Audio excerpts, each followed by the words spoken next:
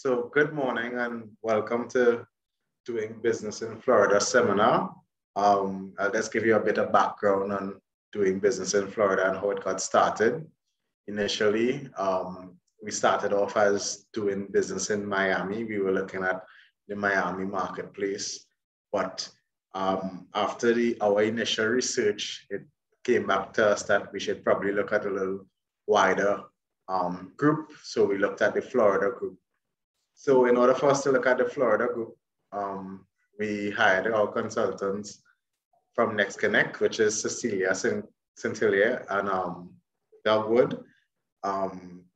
So they'll be taking us through the majority of this presentation this morning, as well as they've been leading us with a lot of meetings. We've had a lot of meetings in the Florida market so far, and it's been promising. So I'll just give a little further comments on like Export TT. So from Export TT, we have myself, Yunus Abdullah here this morning, a research officer at Export TT. We also have Kanika Espinosa, as well as Regan Shaw. So three of us has worked diligently on the Doing Business in Florida seminar so far, which is part of our Export Booster initiative, where we have looked at markets identified through our market surveys, through our market identification. So I know you all probably get tired of filling out all those surveys we send out to you, and every year we ask for feedback, but we actually use that information to help lead our research and our direction in our research so that we can get the best possible results for you in our global economy. All right, so this Export Booster initiative has started as part of our initiative to double our non-energy exports from Trinidad and Tobago. So we're going hard at it and we're trying our best to achieve this goal. All right, so without further ado, please obey our house rules. We typically like our participants to not share their webcams, keep their microphones mute, except when allowed to. We'll save the questions for the end. And you can put your questions in the chat box in the meantime. If you have anything that's urgent and pressing that you want to ask, you can put it in the chat box. And if the presenters decide to address it at that time, they can. But there's also a segment at the end which we prefer to answer questions at. So without any further ado, let me introduce Cecilia St-Hilaire as our presenter from Next Connect. Good morning, everyone. It's always great to be in Trinidad, although we're not in Trinidad. Today, we're going to talk about the Florida market study. I am here with my host, Douglas Wood, with my partner, Douglas Wood. And we will start with an overview on the demographics of the Florida market, and then we'll go into different aspects of the presentation. So without any further ado, I am going to share my screen. So Florida is general population is 21.5 million residents, and it's the third most populous state in the entire nation of the United States. It has the second highest net number of new residents, 241,000 during the last decade, according to the 2020 census. The state anticipated adding another 1 million people by 2024 prior to COVID. COVID has pushed this projection forward.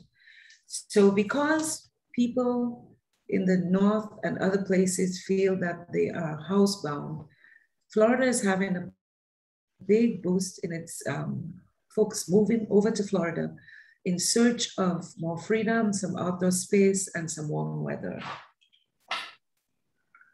Now, the Caribbean population in the Miami-Dade area is focused in the Miami-Dade area, primarily in Broward, which is the largest area of Caribbean people, Palm Beach County, Orange County, Hillsborough County, Lee County, Collier County. And you can see this population as they're mapped out on this map. Now, it's important why we're talking about the Caribbean population. The Caribbean population is important in the context of this project because for the most part, the products from Trinidad and Tobago and Jamaica and the rest of the Caribbean that enters into the Florida market, marketers will tend to focus on these areas and these zip codes, which is where they have the majority of the stores and retail outlets and distributors serving the Florida area. So we'll talk about these counties in more detail as we go through. So the principal cities where we have a large population of Caribbean people is Miami, Orlando, Tampa, and Jacksonville. Now, then when we look at the density in terms of population, we see Miami-Dade County as very dense, followed by Broward, followed by Palm Beach. So this is just a demonstration for you to see better the geographic location of these counties and what the density of the population is. So as we develop a strategy to enter the Florida market, we would want to focus on these areas. Now, with the transition and the projections with COVID and folks in general moving to the Florida area, we will see that by 2045, these populations grow immensely. So basically, we're saying that based on the population growth and based on the Caribbean population in these concentrated areas, there is good scope for market growth by penetrating the Florida market. Here's another demonstration on how we dissected the information in terms of the demographics of what is happening in Florida. So the brown represents foreign people that live in the Florida area. And you can see most of the foreign people are ending up in South Florida, Broward, and Miami-Dade, which is where the concentration is. And of course, foreign born also means part of which are Caribbean people. And we know that South Florida has a huge Hispanic population. And we also know, which we will talk about later, that that Hispanic population, together with the Caribbean population, makes up that ethnic food market that we will be targeting. Most of the products Caribbean products that you see in the Florida market area are often found either in Caribbean specialty stores or in Hispanic stores and supermarkets. What is the composition of these foreign nationals from the Caribbean living in the Florida market area? We have the Bahamas, a very high concentration of people from the Bahamas. And we have a total by county. We have Barbados, we have Dominica, we have Jamaica. For Trinidad and Tobago, we have 14,157 Trinidadians in Broward County. In Miami-Dade, we have 5,435. In Orange County, we have 4,062. In Palm Beach County, we have 3,538. So in the South Florida concentration, we have 27,192 Trinidadians. But in total, you will see that we have 1,362,000 Caribbean people living in this South Florida area. This is a very significant market. And if we add this together with the Hispanic population, it is very significant. I'm sorry, did you want to say something, Doug? No, I just, we're good. Let me move on. Okay. We also looked at who is in Florida and what is the working age and the ethnicity. So you will see the orange patch, which is the ethnic market, which is Black, African American, and non-Hispanic.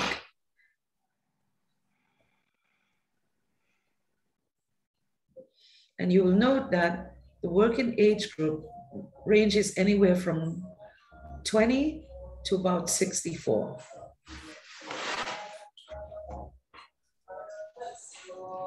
Thanks, Cecilia. We wanted to talk a little bit more. You want to move it forward?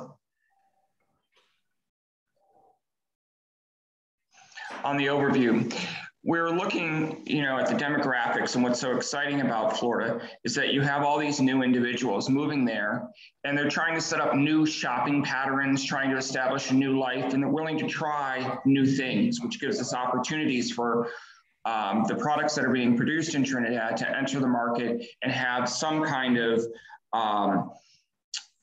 have a market entry point for individuals as they're trying new restaurants and new taste. Then they can reflect and buy those goods. So it's really, that's exciting, I think.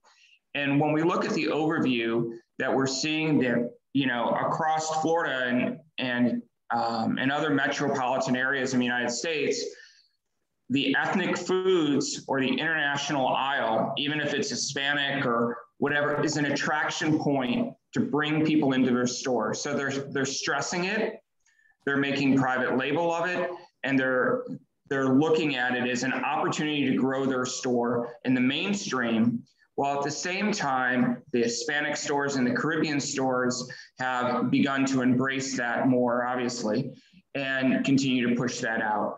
But we're constrained a little bit because we have, we're focused sometimes on the diaspora, and we're trying to expand beyond that market, which there is opportunity. We have to have the reliable supplies, and we have to be able to account for the cost of shipping the product into the market, which right now we'll cover a little bit later in the presentation about logistics coming into the market. So I won't touch upon that now. Next. COVID has been a blessing really for people shopping at home and using goods. It's provided people new opportunities. They've been looking to test new products in their home. They want basic ingredients, and they want different flavorings. And so this has also helped push, but at the same time, we're constrained due to the supply chain not being able to function as adequately as we have in the past. And if we went back up to the original slide, no, stay on that slide, Cecilia, but earlier we had talked about the demographics of Florida. One more down. We had talked about the demographics of Florida and who is the individual that looks at buying a new product, right? The people, Florida's great because it's a new, and so people go out of their box at all age groups, but the people who really look at specialty food are going to be the Generation Zs and the millennials. Those are your target customers. They're the ones who, they're young, they're more open to new ideas and new foods and new cuisines. That's just been the way it has been. But with COVID, it's kind of shifted a little bit. And then again, with Florida, with people moving in, that also opens that opportunity up. Oh, and I should talk about online shopping, that almost a small store or a large store now offers that as an opportunity, which really, again, opens the market more in depth to you. So we're seeing this online growth. We're seeing increased penetration across the country, really, and we continue to see that being forced open. So having some type of presence, if you're not in a store that's using Instacart or has an online presence, you can also have your own online presence and be selling direct to retailers, which we also touch upon a little bit later as well. You want to take this slide, Cecilia? Sure. So we've seen the emergence of Amazon And right now, Amazon is worth $14.5 billion worldwide. Now, with the online shopping, which is becoming more and more aggressive, it is highly recommended that companies try to get their products online and via Amazon. Now, we will talk later about how do you do that, but you would need to have product in the market to be able to make your product accessible to shoppers like Amazon. Folks usually go on Amazon, they place an order, the order through the back end of Amazon, it goes over to the vendor packages the product, and sometimes the product comes from the Amazon warehouse and sometimes it comes from the individual vendor's warehouse. And later on, we'll talk about how you can get your product to the United States for small amounts to deal with folks like Amazon. But even Amazon, and there's Instacart now, and there are all of these different competitors now that are competing in the space for online shopping that's making in-store shopping less and less. Earlier, I spoke about the Hispanic community when we did the demographics. Many of our products are in stores that cater to the Hispanic community. And the Hispanic market is the second fastest growing minority market in the country, rising by 212% or 5 billion since 2000. So as we did our market research and we started to schedule meetings and appointments to talk to prospects, most of the distributors indicated that 60% or more of their business was catered to the Hispanic market. So a lot of the buyers and the distributors and the retailers that we will target will have to include this Hispanic market, because also as you go into the smaller communities where the West Indian population is not as big, it is probably guaranteed that that's where you will find Caribbean products. Doug? There's always, you know, how do we differentiate ourselves from every other product on the shelf in the Caribbean shelf or the international shelf? And really organic, high flavor, low fat, high antitoxins, things that are healthy for individuals are really the differential in the market. And we don't see that in this category at all. Everyone has their, I'll just use the old and tried and true pepper sauce, but no one produces an organic pepper sauce yet. That is yet to make it to the market. So there's an advantage, there's an opportunity there to capture something new while staying true to the flavors and the meaning of the country. So I think we have to look at our products and see where we can differentiate within there. So it's a very good market opportunity there. Also, I think it's important that breaking news, you know, even the United States is getting very concerned. There's cargo blockages of product coming out of China, getting stuck in the Panama Canal, and there's a shortage of labor and really quite a brewing, probably economic disaster that will probably face sometime at the end of this year as all of the pipelines to cargo moving across and getting to its destinations in the right order. So I think that there's an opportunity for Trinidad, moving products from Trinidad to the United States, because there's going to be a shortage of products as this whole China blockage situation worsens. So I believe that we should position ourselves for higher volumes. And in fact, our colleagues from Export TT can attest to some of our meetings when we had them, where we were told by distributors that they needed product and they needed product quickly, and that there were already supply issues being raised by Trinidad manufacturers because some of the raw materials is getting stuck in these types of pipelines. So I want us to be very aware of and pay attention to the news when it speaks to pipelines and value mapping for products moving across, because there's some serious indicators that already imply that freight costs will be tripled, quadrupled, freight frequency will be less.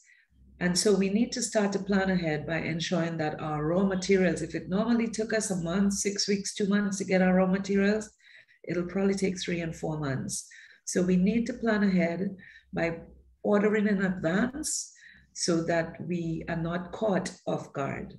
This is a very important development, and we in the Caribbean need to pay very close attention to it. Go ahead, Doug. So we're looking at market challenges. And as we all know, COVID has been a challenge, and it's been impactful to the service industry, food service industry, the restaurant industry. And that's shrunk this one portion, but it's allowed an expansion again into the grocery store and on the shelf.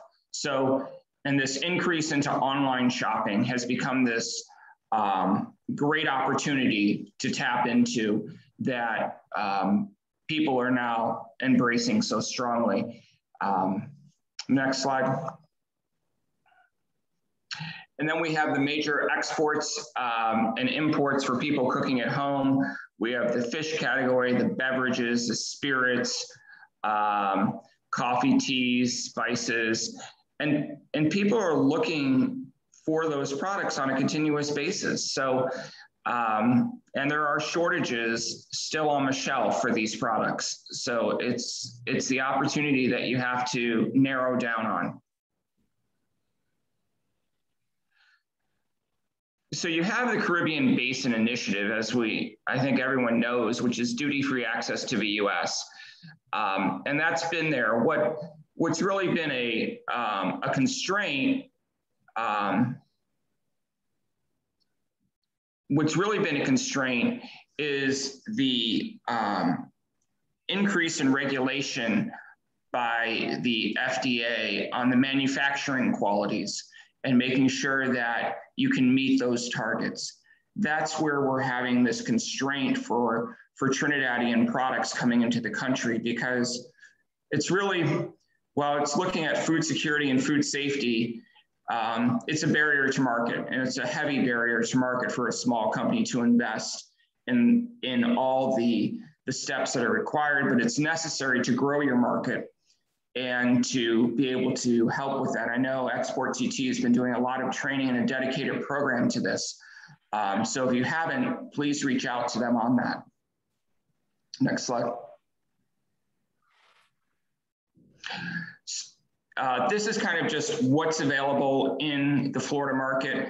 And these numbers are probably a little bit off, but what we found were there are 18 major players solely focused on the Caribbean population. There were 15 major grocery stores focused on the Latin American population. And then there's the 10 grocery store chains, Walmart, Publix, Winn-Dixie, Fresco, in the Florida market that are also focused in there that give you opportunity. We found distributors that will review that are strictly focused on with Caribbean products. And then we have that these distributors have far-reaching impact into the US. And I know we're talking about freight and the supply chain. We do cover that a little bit more as we go on, and they are barriers, but some of the freight costs right now, while they've increased from Trinidad to the US, they're nothing comparable to what's happened in Asia to the US.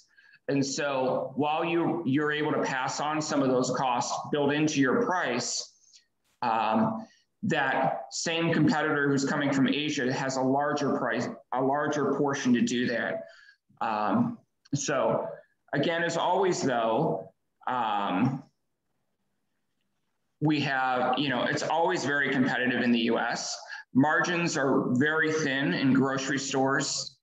They continue to be. Again, even with the increased costs, they're still going to push on you on that. We have the deep logistical ties with Miami, ships moving frequently into the port of Miami. And there isn't a backup that we're seeing in Savannah over on the California coast coming into Miami. which is good. So trucks are still moving and rails moving. And there's, you know, we have to expand into the main market. Next. I'd like to speak a little bit to this notion, the last bullet point there, this notion about the mainstream market and the price competitiveness and sensitivity of the market. So we must really understand and acknowledge that the Caribbean market, the Caribbean and Hispanic markets are both very price sensitive markets. So getting your product to Miami efficiently, getting it there effectively, and being able to price it in a very competitive environment is very, very important. And the long-term goal for Trinidad really has to be crossing over to the mainstream market. The mainstream market is important because this is where you will get better margins and have the larger population, not just the Caribbean and Hispanic markets, recognize and acknowledge your products. Now, when people traveled before, when we all traveled, we would go to Trinidad on vacation or go to Jamaica on vacation, and we would have eaten something jerk or some roti or curry something.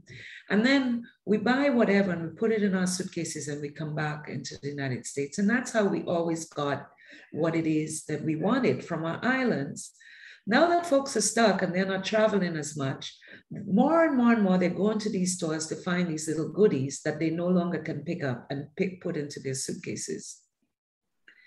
Additionally, folks that the regular typical Americans that would normally travel on vacation who are not traveling as much still have this need to have this international cuisine experience at home. So more and more people are cooking at home. So we really need to consider, how do we get into the mainstream market? And later on, we'll introduce you to a brokerage service or the notion of brokers as opposed to distributors that can assist in this regard. So go ahead, John. Okay.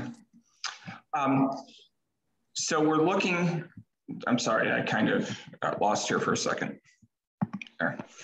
So some of the major trends is we've already, I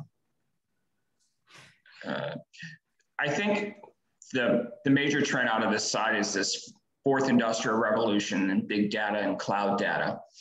And people looking at that and how it impacts the supply chain, but also looks at how your product is positioned and how you're collecting that data and being able to analyze that a little bit better. And what I mean from this, and I think I cover it later, but I'll just touch upon it now, or I'll just go into it, is that, for example, a product today purchased on the shelf, you can do a deep analysis to see how much that individual spends in their grocery cart.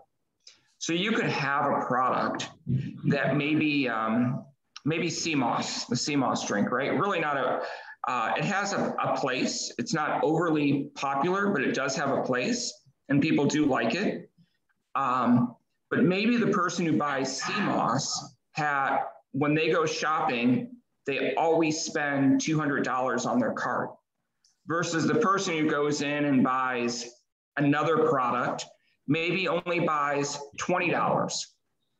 Well, who's going to stay on the shelf? If they can analyze the data that closely to see what product mix is actually achieving a higher purchase cart each day. And they do that to look at your shelf. So it's not only being positioned on the shelf for sales, but how you're being perceived in the market.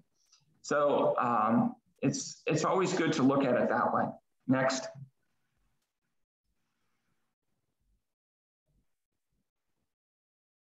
Next one, Cecile. Oh, you covered the drones and robots? I mean, I think the drones, they're out there and they're working for food delivery right now. It's mostly been used for medicine and not as much for food. And that's where they're getting the advantage there to ship around the country. Yeah.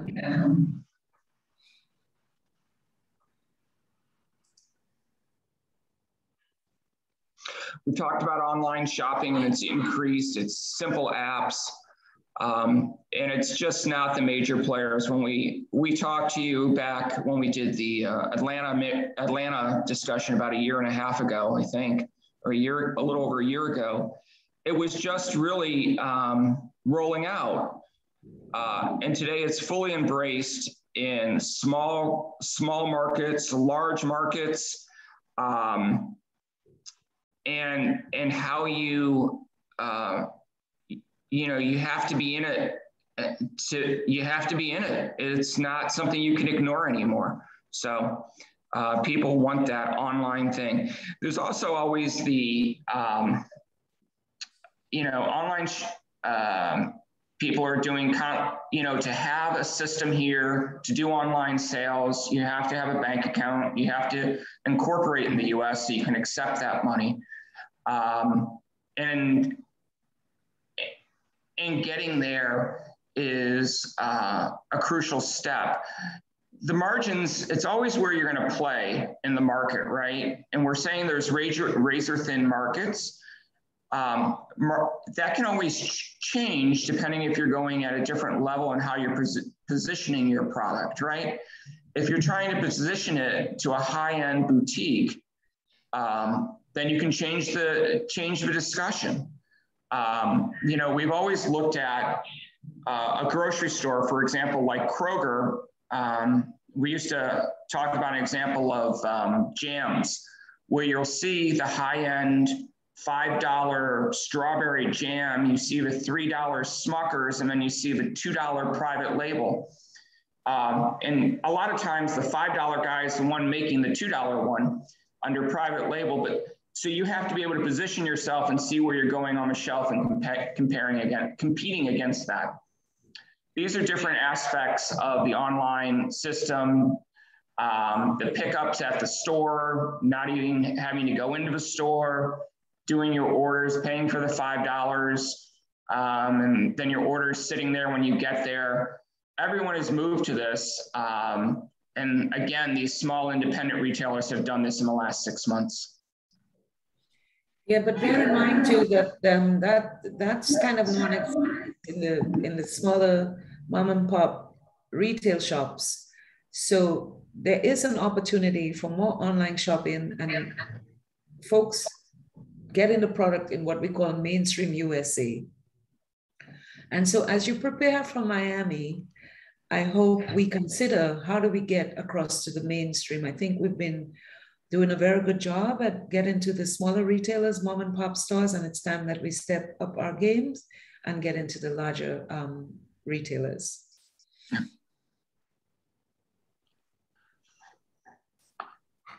So you have this dependency on discounting and promotions, which we discussed earlier, and price is the primary driver in the grocery shopping decision. So companies have to come to rely on price discounts and promotions to drive volume. And coming from Trinidad and getting raw materials from someplace else is huge in terms of keeping that price and staying competitive in the market. So as we think about getting across the mainstream, there are higher rates, prices that we can obtain and give us better margins.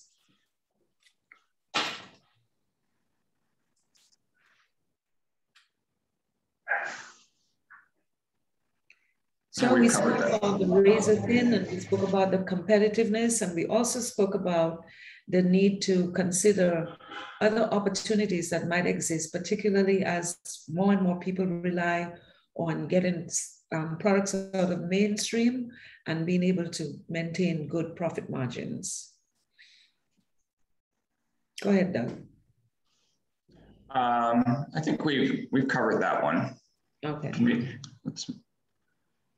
We're running a little. Oh no. So I think the lookalike is important. This last bullet, I want to talk about this a little bit. So when if I love curry, right? And I go into Publix, or one of the biggest stores, or if I like things from the Caribbean, let's say I'm looking for jerk or whatever, you go into what they call now these global aisles and these worldwide aisles where you can get different products from different parts of the world. And you find this in the Caribbean section where they're featuring Caribbean products. And when you look on the back of the label, these products are made in Arkansas or Alaska and all kinds of places other than the Caribbean. So that means that your competitors have recognized that there is a need for Caribbean products. And they have found a way to copycat them and get them into the stores. And they're the ones taking advantage of the whole Caribbean product themes and those types of cuisines. So I think it's important that we take some time to examine, and we've done as part of this study a whole list of products that look like Trinidadian products as well as products from other islands, to see what it is that they're doing and how it is that they're getting into mainstream, and we're still not there. So one thing that's new in looking at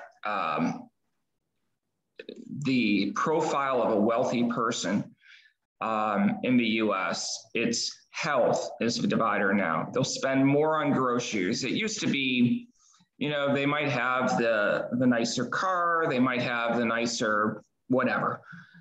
We all know what that could be, but really what it's becoming is health, that they're making sure that they have their Peloton and they're working out every day. They're making sure that they're eating healthy. They're buying all natural ingredients. And that's really where the separation is. On the distributor side, we've identified and spoken to distributors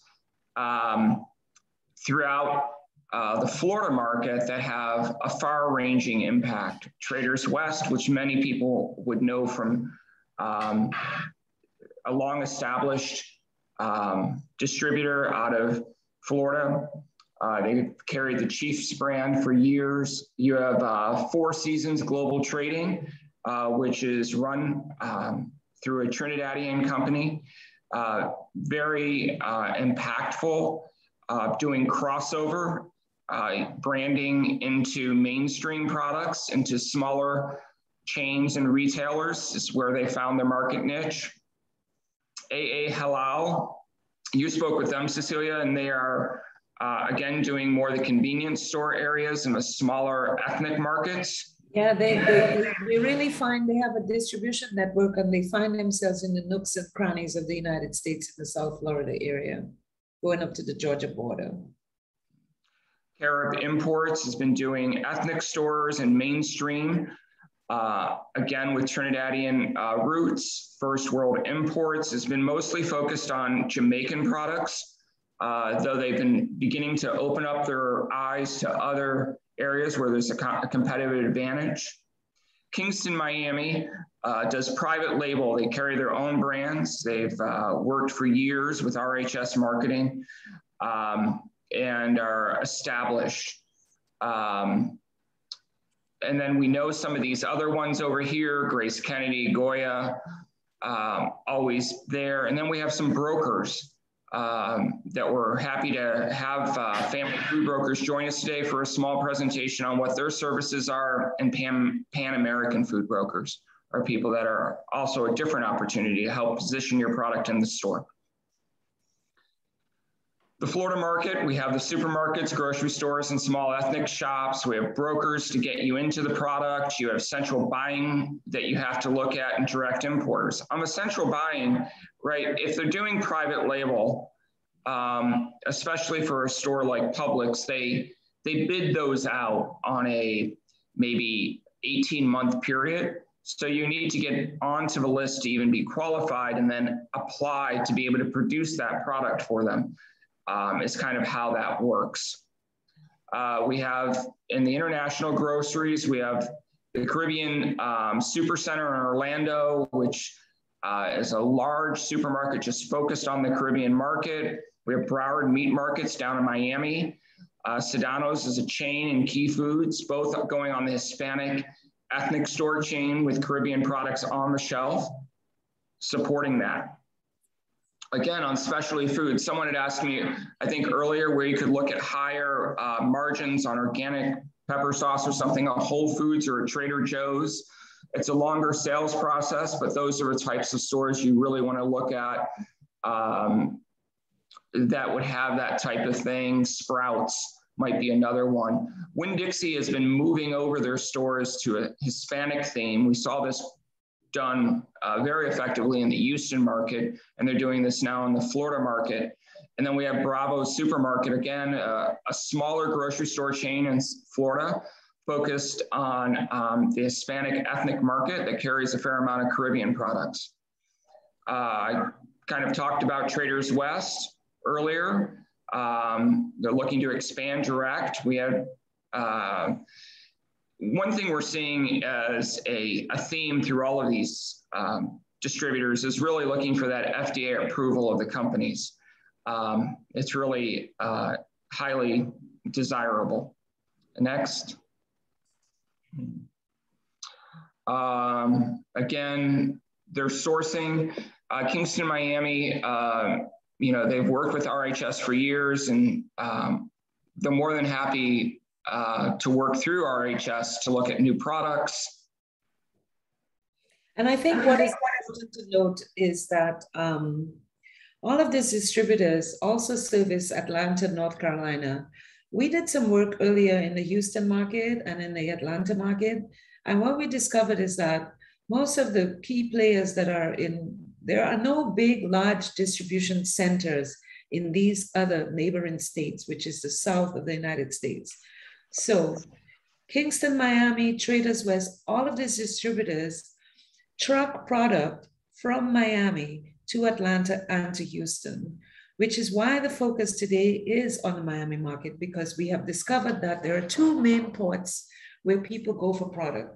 They either go to Miami for product or they go to New York for product. And for the South, almost all of the companies go there. And so over time, and Export TT can make this information available to you, we've developed a network of distributors, smaller distributors operating in the Houston area as well as in the Atlanta area. And through the focus of penetrating the Miami market and getting all the products within the distribution network there, we can actually get in touch with some of these other buyers in the neighboring states and lead them in this regard. So the potential for Miami as a hub is really, really great. The cargo between Miami and the Caribbean is moving pretty smoothly without any major glitches. And other products from the other parts of the world are going to get stuck in this global supply shortages that's going to happen. So we really do have an opportunity that if we move really quickly, we could replace import substitution for some of these other traditional products, particularly in spices and condiments and marinades. A little background on Carib Export. I think we've spoken about them. And then we have a little background on family food brokers here, but we have Robert Stevens that will be coming on a little later that'll give you more detail about the family food brokers.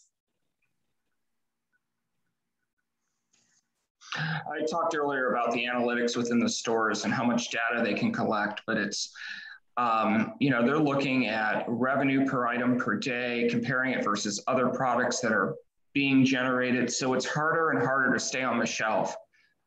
You have to be able to move the product, you have to be able to incentivize the product, and you have to have the marketing support that's required, and that you've worked with your distributor on how this is going to happen on a continuous basis. It's just, once you land the distributor, you've just begun the process. You really, then the hard work begins. Even the distributors are using Range Me, and it's an extensive product.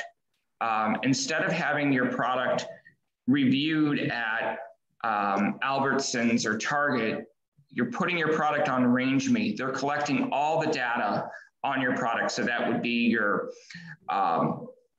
FDA authorization, your labeling, your product description, and they're the clearinghouse now to get into those stores. They're hosting the data, they outsourced it, so they don't have to have those individuals anymore on staff. They use Range Me, and then you call up, and once you get a hold of a buyer, you can say, I'm on Range Me, and they can then look at your product. It gives you a platform to get out to a global market It's being used a lot in Europe and in the US, but it's also a long process you have to go through. All right. Yeah, and one of the things, and range meat becomes even more critical now, because as we get into these global shortages, what buyers will typically do is they go to range meat to look for products that they're having trouble finding. So, and then they will make a contact. We've had at least 2 companies from Trinidad say that they are on range meat and they've been contacted for, let's say, hand sanitizer. So, and when there was a big toilet paper shortage which will happen again, they also went on range meat to find suppliers and were able to identify other suppliers. So we really implore on you that you take some time and get registered on range meat, because as we have supply shortages, this will become even more important and more relevant. So private label is another growth opportunity. Many times you will meet Iberia Foods, for example. Iberia Foods is one of the pioneers in the Caribbean ethnic market. And if anyone knows the history of the Caribbean getting into the market when no one knew who Grace Kennedy was, Grace Kennedy introduced all of their jerk sauces and all of those other very popular products under the Iberia brand. And over time, Grace Kennedy was able to develop that taste in mainstream USA. And then after that, branch out with its own brands that have become a very large, really a marketing company. A lot of the products Grace does, they don't really necessarily make. They have manufacturers in different parts of the world. They all label under the Grace Kennedy brand. And collectively, they do this marketing. And that has been the success of how they've been able to achieve what they've had to achieve. And we have very important brands out of Trinidad. Matux, for example, has to be the next Grace Kennedy. And so in order to get there and to be able to have your product become a household name, some of the methods is by engaging in some kind of private label arrangement where you develop the taste in the mainstream market under a popular brand, and then later on start to promote your own products. So here's a typical example. This is one of my favorite things to show. Here we have the organic curry leaf powder, in a fancy bottle, $12.99, and look at the amount of curry that you have in there. And when we talk mainstream, Trader Joe's, Whole Foods, supermarket, you can get $12.99 for a couple ounces of curry in a little fancy bottle. Then you have the McCormick's brand, which is at a bulk. Look at how much curry you have in there for that same exact curry for $12.90. And then have a look at our products. Look at how they compare in terms of the presentation on the shelf to the presentation to others, and look at the price points of those items versus the other items. So you can see that we're competing in an area, and you have now to make this curry, you have to package it and you have to ship it, and it has to clear customs. And later on, we'll talk about all the different cost factors. So you can see for yourself what kind of margin we're operating in when we stay in these enclosed Hispanic and Caribbean ethnic markets without moving into mainstream. So I suggest to the executives that are here today that if you have a product such as, let's say, the Chief Curry in this plastic bag, as you try to develop this market and get to Amazon and get to other products, you may want to do some product differentiation with some different type of packaging strategies that will allow you to raise your prices a little more, to pay for all of the extra costs that is going to be associated with FDA approval, shipping rates going up, and all of these other conditions that are really trending and happening. This is the private label, and we've been seeing this consistently across every brand that, they've been pricing it even higher than the Caribbean products. but the private label is coming for every product that they can get their hands on. So you have a product here, Mango Scotch Bonnet. You think it's Caribbean, it's positioned to look like Caribbean, it's not Caribbean, and it's twice the price. When you go to pay for it, it's twice the price of our typical pepper sauce. So there is an opportunity, and we've been preaching this for a very long time, to do some product development, do some up the level of packaging that we do, and get into a market where it's more competitive and there's better profits. Look at what Bello, this little company in Dominica, have done with their products so that they can get into fancy supermarkets and mainstream USA, mainly in the New York area, and they're doing very well now. So we've spoken about pricing, we've spoken about the opportunities in private label. We have a whole gallery of pictures and price comparison that we've done as a result of this research project that we've had to do for Exportiti. And this information is available to you so that you can best see and do some analysis on your own. But even better, you can do your own research in about 5 minutes online. There's really no reason not to understand what your pricing is on a market by using Amazon or Google to put in your product and look at the pricing for whatever target market you want. In addition, a number of companies, if you take your product and put it in Google and search on images, you might find it's already being sold on the US market without even you realizing it. So that's also very, is something to do. You know, there's some different areas in the alcohol market looking at the demand for that. There's been a real increase on rum, and they look like they're going to have a continued sale of about 4% over the next 5 years. The main vehicle in Florida for selling liquor is ABC Fine Wine and Spirits, which has its pricing online, and you can see exactly who's on the market, and you can see who your competitor is. So if you think you have a niche product and you're not really sure, go to ABC Fine Wine and take a look at it. It really gives you some great information. Total Wine as well. I'm sorry? Total Wine as well. Yeah, so we've spoken about the pricing and the distribution and the need for us to reconsider some of our strategies to get into the market. We've spoken about all of these profit margins, the sales and what it really costs to get into the market. There are these sales price. You have to come up with your volume pricing. You have to come up with, there's other costs such as gondola ends and shelf spacing and FDA approval and broker fees. So the more and more layers of pricing makes the product more and more sensitive. Hence the need to consider other packaging and positioning strategies to be able to absorb these different layers. Some of the other cost factors are entry fees, messenger fees, delivery order fees. You have to do cartage fees. You have to file FDA notification. You have to do a prior notice notification filing. In our case, duty is not applicable. We have the freight fees, we have documentation fees, we have transportation fees, and we have insurance fees.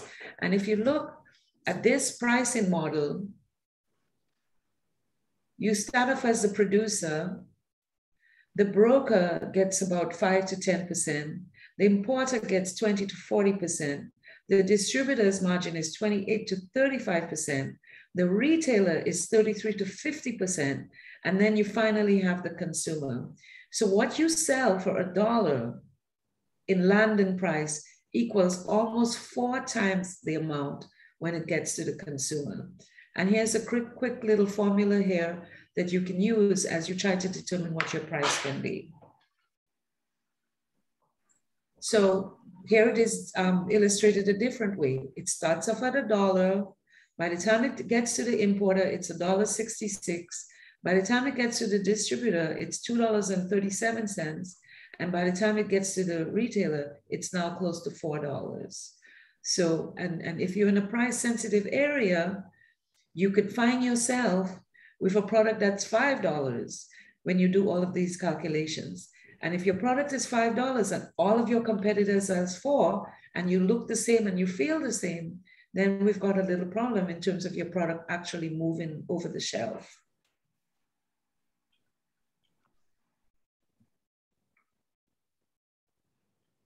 So here are some other demonstrations on these logistics costs to get them across the United States. And just to reiterate, Doug. So there's some, the opportunities, online shopping, key distributions, and spending. I think the next slide, e-commerce, why now? So people are looking at that and saying, well, should I use an online store versus going through a traditional distributor? If you're new to market, you don't have a reputation, it's a great way to get out there and show that you have proven sales, right? It's a great way to use resources in Trinidad and have a warehouse or have your product forwardly placed in the US to answer those sales using Trinidadian experience. The next slide.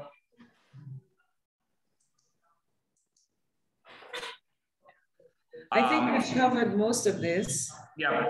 So in the interest of time, you want to just touch base on Spotify and some of the big commerce? These are e-commerce sites you can use to set up your store, and you can do that off your phone, really. Next slide.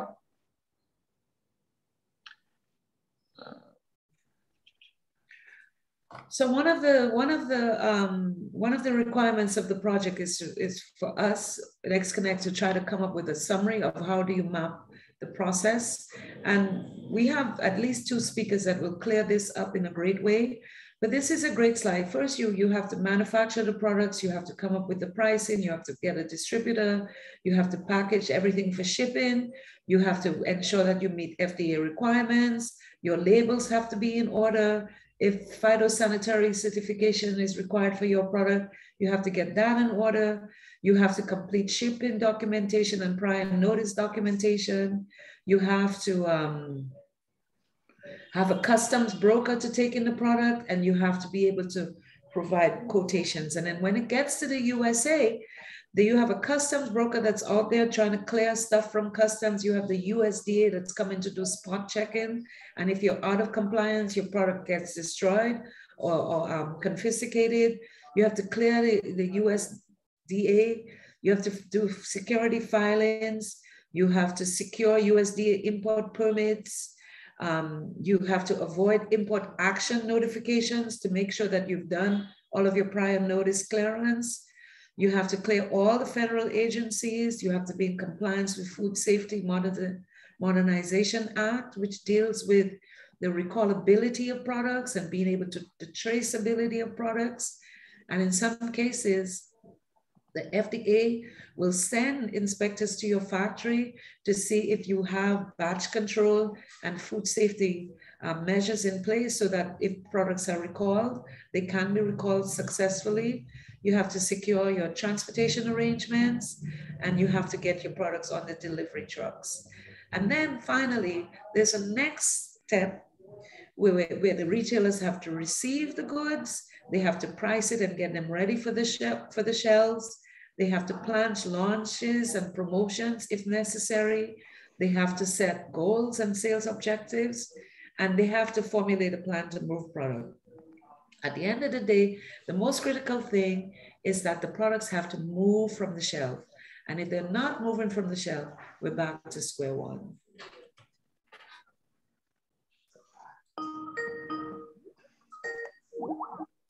Next slide. We want to go over logistics really quick. I just wanted to interrupt for a second. Robert, I see that you've joined us. Welcome.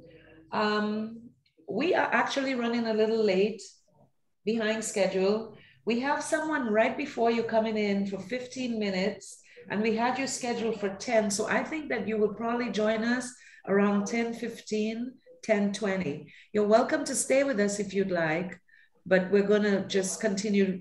These things happen, as you know. Sure. No. But you can come back, or you're welcome to stay, but it looks like we're gonna run about 20 minutes late for you. Of course, please take the time that you need, and we'll be working on some purchase orders. We'll be around. Okay, wonderful. Right. Okay, go ahead, Doug. Just people would ask, what does a container cost to get to Miami? And it's about $2,500, $2,600 today. And that doesn't include moving it off the dock. And that was quoted, that should be October, not November, from MSC. Oh no, that was for November shipment. So that is correct. If you're going alone, so there's 3 different scenarios here when people are looking at putting forward their product into the US. You can do it yourself and rent a warehouse for 10,000 square feet, which is kind of a typical size. Those rates now are running $10 to $15. They've doubled since COVID. In some cases, even tripled. Looking at the Miami rates, it was $15 a square foot. That gives you a cost here, almost $150,000, $200,000 to run a warehouse now in the Miami area per year. Now you could use a 3PL, a third-party logistics provider, where you just ship your product in. You ship your product, a pallet, a container, to a company like ShipJoy, and they'll put it on their warehouse floor, and they'll do the packaging and shipping for you. That makes a different way to look at it. So we looked at a number of them. There's JM Field in Florida, ShipJoy, APS Fulfillment, Rakuten, and Amazon. All can do that. And a number of these warehouses actually work for Amazon as well. So you don't have to ship your product to Amazon. You can use a different order. They'll rent it by the pallet, incoming processing fee, each order, pick and pack. Can we go to the next slide and just kind of look at it? And this is a third way of doing it. If you're really small, and some of you might already be doing this, selling out of someone's home or garage, you can ship out of a warehouse if you want. You can rent a self-storage place for about $150 a month. And then you can use something like ship.com, which has an online scenario of where you can do the packaging yourself and then ship it out and get the postage discounts. But again, a 3PL will cost you $24 a month for the pallet on the floor, $10 to unload it, and $25 a monthly fee. I base this on having 26 pallets. You basically come up with a cost of $1,000 a month to allow that to happen. It's quite an effective way to move things. So if you have 5 pallets on hand, 500 orders per month, $1, you're putting a number of 1.5, so 2 units, 3 units, 750 orders per month. Your total fee per order is $2.53. So that's a really impactful way to get your product there. And then if you're selling by cases, right? So people are saying, you're trying to go after the B2B business, you can sell cases and have those shipped out. That cost is going to actually even drop further, because you're not going to be picking and packing different items. You're going to have one set item. And that's where your value goes to get across the country for your product. Next.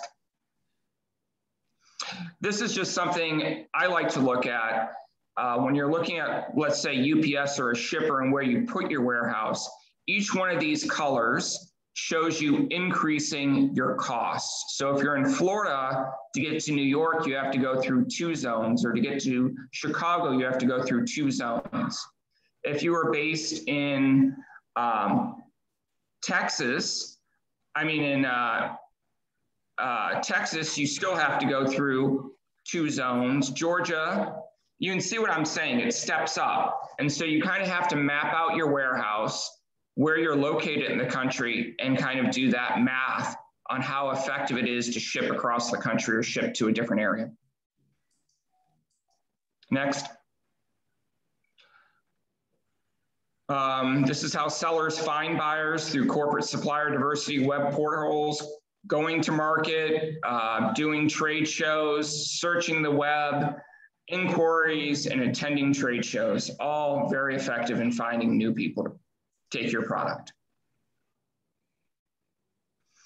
When you find somebody, you might want to do some research. You want to look for referrals. You might want to look and see if they actually pay their vendors, where their current stores are, where their mapping is, where their territory is, how big their warehouse is, how fast they want to churn, and also looking at their terms of payment are all important.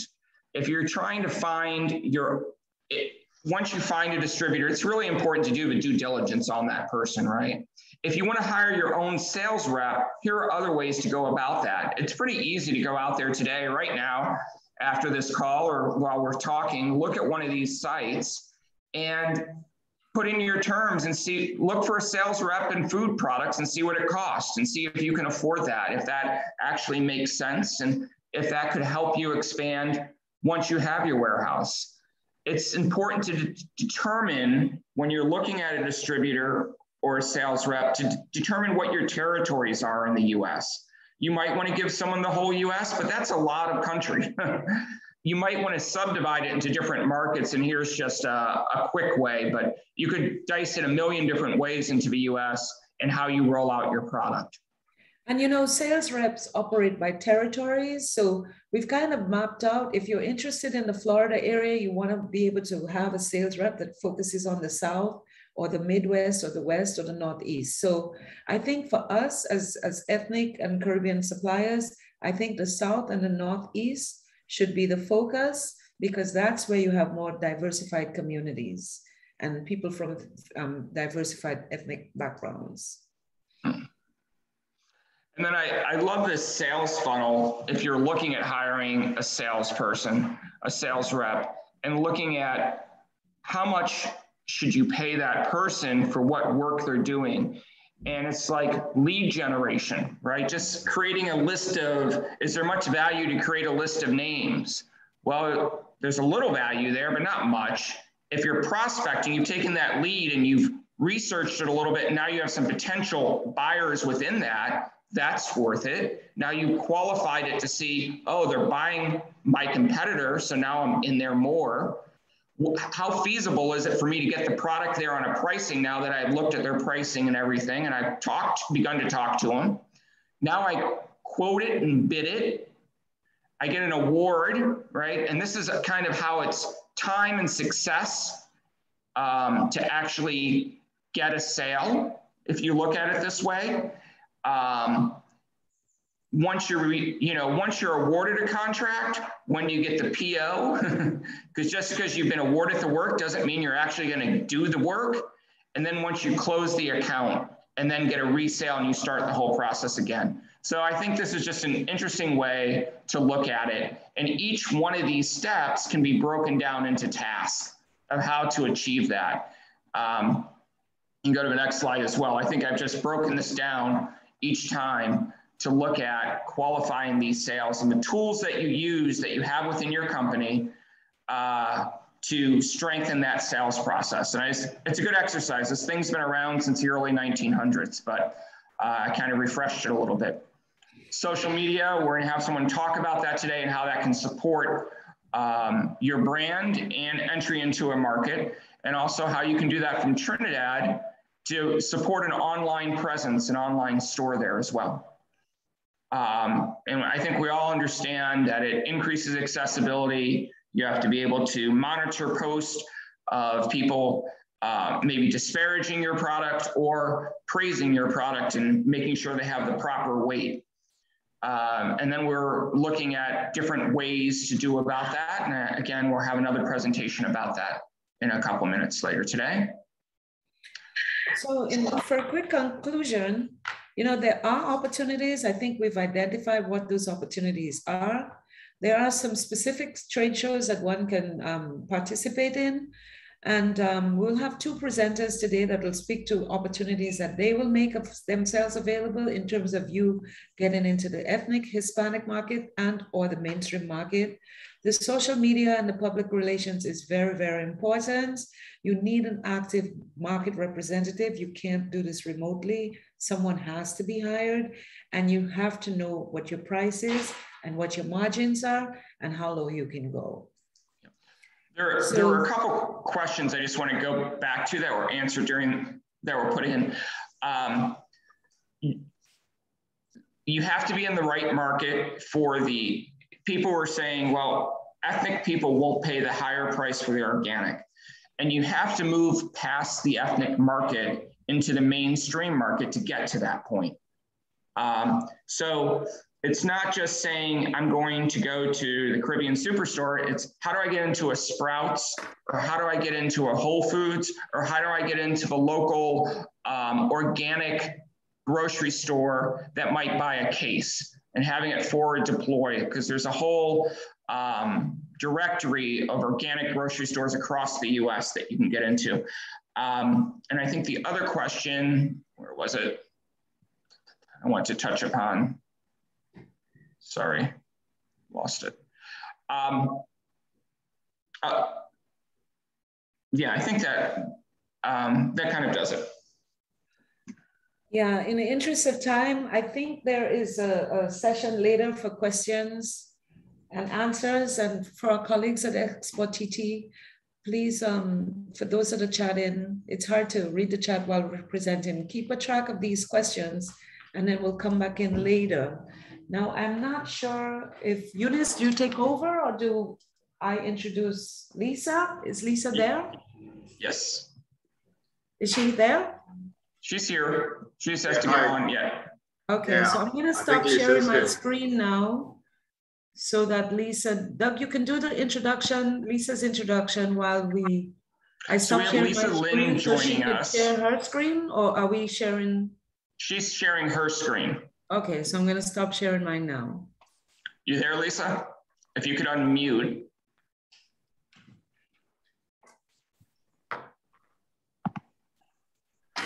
So we have Lisa Lynn joining us from London Pollard as a customs broker.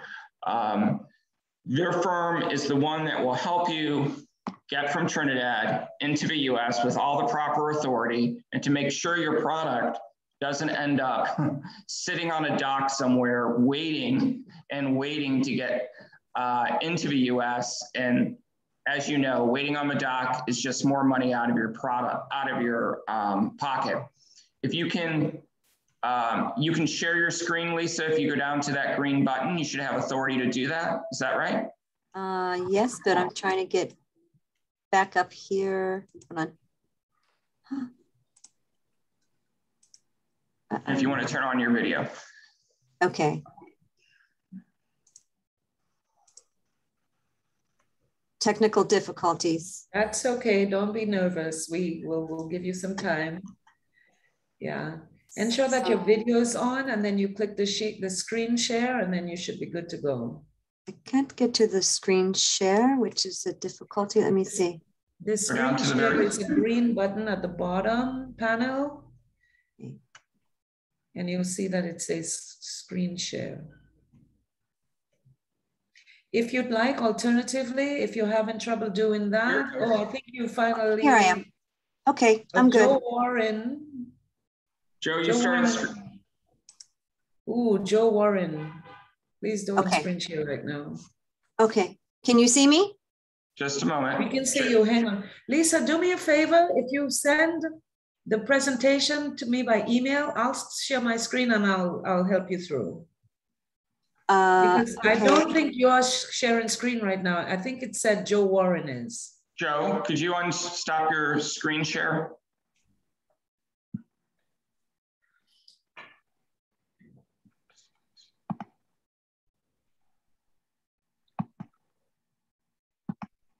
Oh my goodness.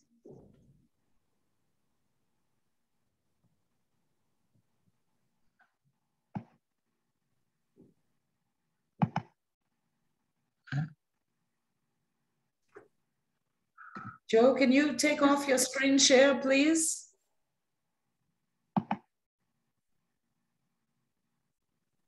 There we go. You're up, Lisa. There we go. Ooh, thank you. You're good, Lisa. There you go, Lisa. Yeah. Okay. Okay, good. If you want to good hit morning, the everyone. If you can hit the slideshow down at the bottom of your screen. At the top of your screen, there should be, do you see the button that says slideshow? Go there. Yes. Yeah, and then probably click on that and then go from the beginning on the left-hand side. Nope, at the top, above. Right above. From the beginning on the left-hand side, go hover over left, straight across left. From the beginning. Yeah. There we go. There we go. Perfect. Good. Okay. And then you should be able to use your arrow buttons to move along. Thank you. Thank you for joining us. You know, London Polera, just as a little introduction, many years ago, about 15, maybe even more, I moved to the United States and I needed to get my stuff across. And that's how I met London Polera. So I'm happy that we still maintain a relationship, and I'm pleased and honored to have Lisa Lynn here with us today. Go ahead, Lisa. Good morning, everyone. My name is Lisa Lynn. I'm with London Polera. We're U.S. customs brokers and freight forwarders. We are located in Southeast Florida, but we do handle shipments anywhere in the continental United States. I am a licensed customs broker and a certified customs specialist and president and part owner of London Polera. So I want to move along because I have a lot of information to present to you in a short period of time. And so I'm going to go through rather quickly. I did provide many links here where you can go and research the information. So I invite you to do that. The PDF of this presentation will be provided to you by the host. There are two government agencies that you need to satisfy when you're importing and prepared foods products into the United States. One is U.S. Customs and Border Protection. The other is U.S. Food and Drug Administration. In some cases, it might be U.S. Food and Drug or some other agencies, but these are the two main that I'm going to talk about today.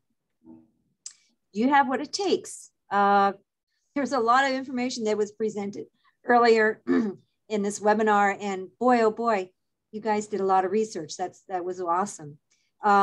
But you still need to do some due diligence and some research in knowing what the requirements are for food products to be brought into the United States. There are exceptions and special regulations for certain commodities. So it's always best to either check with U.S. Customs or U.S. Food and Drug in the port into which you're going to import your product. Different ports have slightly different procedures. So I would check with that port. I would also take the name and make sure you have the phone number of the official that you spoke with.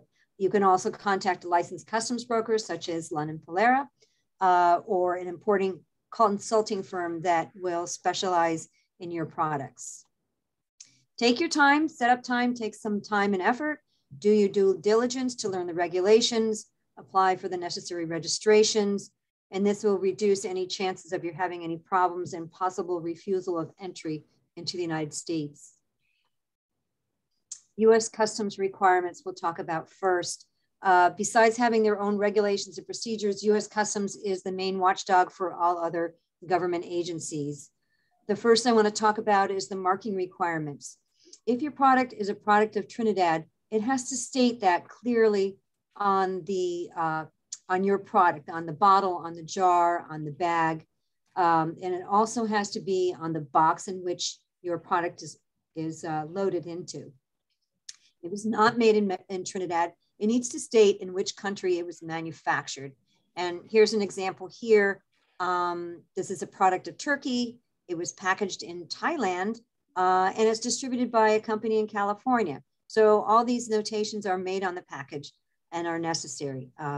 Here at the bottom is a link to the marking regulations, and I invite you to look at that after the program.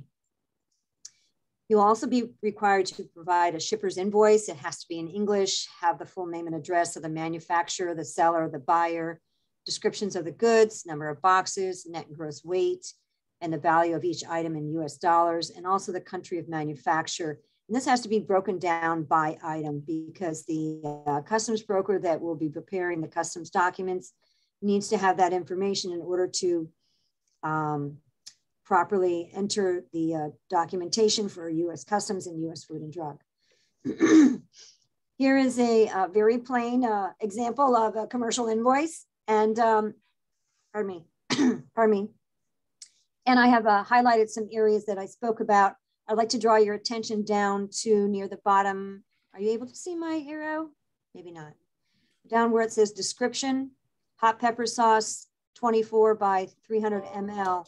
It's important for the customs broker to know exactly what the product is, how many bottles per box, and also the size of the container that it's carrying. I believe that Doug and Cecilia may have touched on this earlier, and this is a great selling point. Is your product duty-free? Do you qualify for duty-free treatment? There are currently 2 free trade programs that apply to Trinidad and Tobago. One is the Caribbean Basin Economic Recovery Act, and the other is the United States Caribbean Basin Trade Partnership Act of 2000. And these are explained in the U.S. Customs Harmonized Tariff Schedule. One is located in General Note 7, the other is in General Note 17. And I'll give you quickly for example. There are strict guidelines if you want to claim duty-free status. It has to be imported, the product has to be imported directly from the beneficiary country, the country of manufacture. So in your case, it would be Trinidad.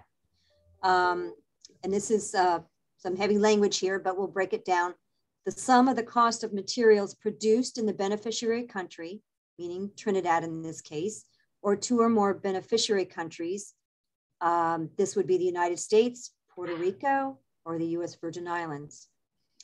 Plus the direct costs of processing operations performed in another beneficiary country or countries is not less than 35% of the appraised value. So you can get ingredients from different countries to make up your product, but your ingredients and your cost of processing cannot be less than 35% of the appraised value.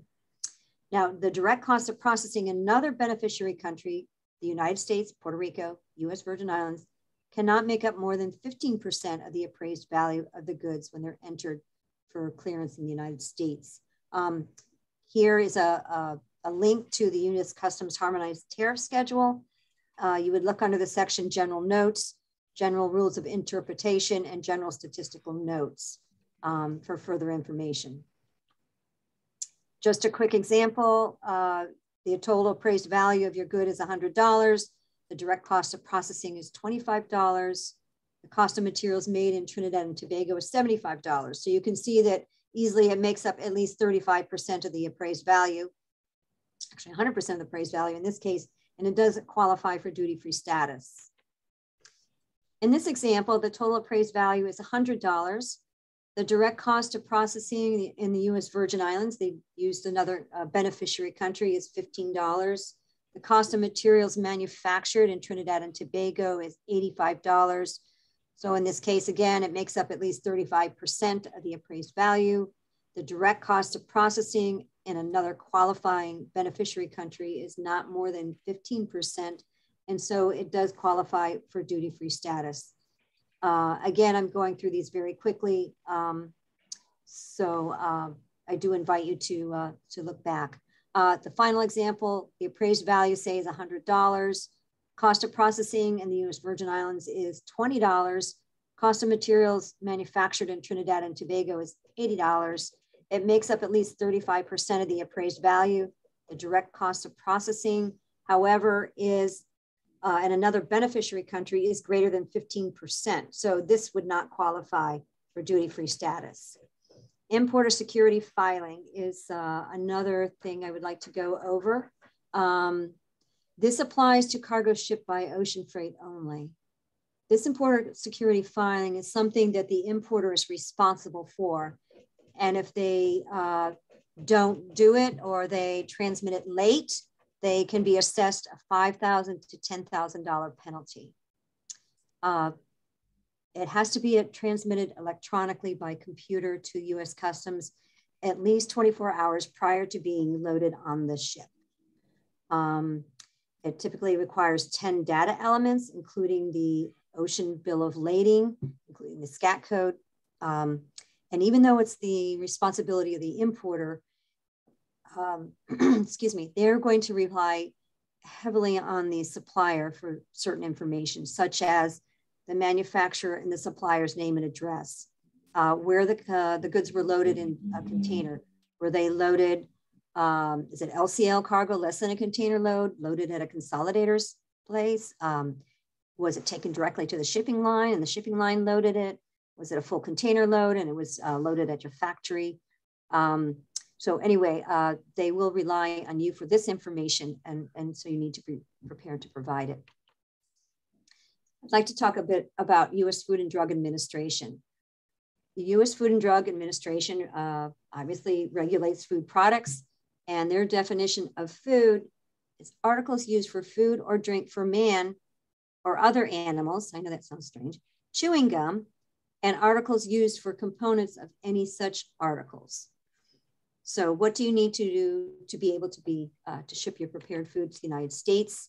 First of all, you need to obtain a U.S. Food and Drug Food Facility Registration number. And who has to apply for that? If you manufacture, produce, grow, hold, or pack food products, you need to have a U.S. Food and Drug Food Facility Registration number before you can ship your product to the United States. And I have supplied a link here where you can look that up and you can apply for that registration. It's fairly quick. And if you don't get your food facility registration number immediately, it would come back to you in say a day or two. The U.S. Food and Drug Administration requires prior notice of any products that will be shipped to the United States. How much advance notice is required depends on the method of transportation. If the product is coming by ocean freight, it would be 8 hours. If it's by air freight, I think it is 2 hours, excuse me. It can be done online, and I provided the link, or it can be done as part of the U.S. Customs and Food and Drug clearance entry documentation that the customs broker will do, as long as it's transmitted within the timeframes that are required. Next, I'd like to address one segment of food, and this is low acid and acidified foods. Here below, I've provided the definition of low acid and acidified foods according to U.S. Food and Drug. It talks about the pH and the water activity. So as you can see, there's some science involved, and I invite you to look at those. You may have to have your products analyzed by a lab to find out whether or not they fall in these categories. Some examples of low acid and acidified foods are some chutneys, canned food, condiments and sauces like hot pepper sauce. Some soy sauces would be in that category as well. Now, this process is a little bit longer. A manufacturer of a low acid or acidified food has to apply for a food canning establishment number, and they must file their manufacturing processes with the U.S. Food and Drug Administration for approval for each item and size, and get what's called an SID number. So they have to apply for the food canning establishment number first, and then they have to file their manufacturing processes and for each product. So if you have, say, pepper sauce in a 300 milliliter bottle, you have to file the manufacturing process for that size and product. If you have pepper sauce that is, say, 750 milliliters, large bottle, you have to file a process for that one as well, and for each one and so forth. And those have to be reviewed by the U.S. Food and Drug Administration, and you have to get approval, and then they will sign what's called an SID number. This is a long process. It can take several weeks, a month, especially with COVID, and everybody sort of seems to take things a little bit longer these days. Here is a link about that, some guidance documents on low acid and acidified foods, and I invite you to look at that after the webinar. Import alerts. An import alert informs the U.S. Food and Drug Administration that there is evidence that a product is not in compliance. It could be the product. It could be something affecting a product, say the undeclared colors, or it could be the manufacturing process, but it's been put on this list, and it can be by product, by problem, by country. And when you're on that list, your product is automatically detained in the United States before it can be sold. In some cases, it can be delivered to the importer as long as they have a customs bond. Otherwise, it'll be detained in the container. And all these requirements must be resolved before the product will be allowed entry into the United States, or it could be refused, and that means it has to go back to Trinidad, or it has to be destroyed, and that is expensive as well. So here we go. And here are a couple of alerts, links to the current import alerts for Trinidad and Tobago. And there's some more information about import alerts as well. I wanted to point out something that about color certificates.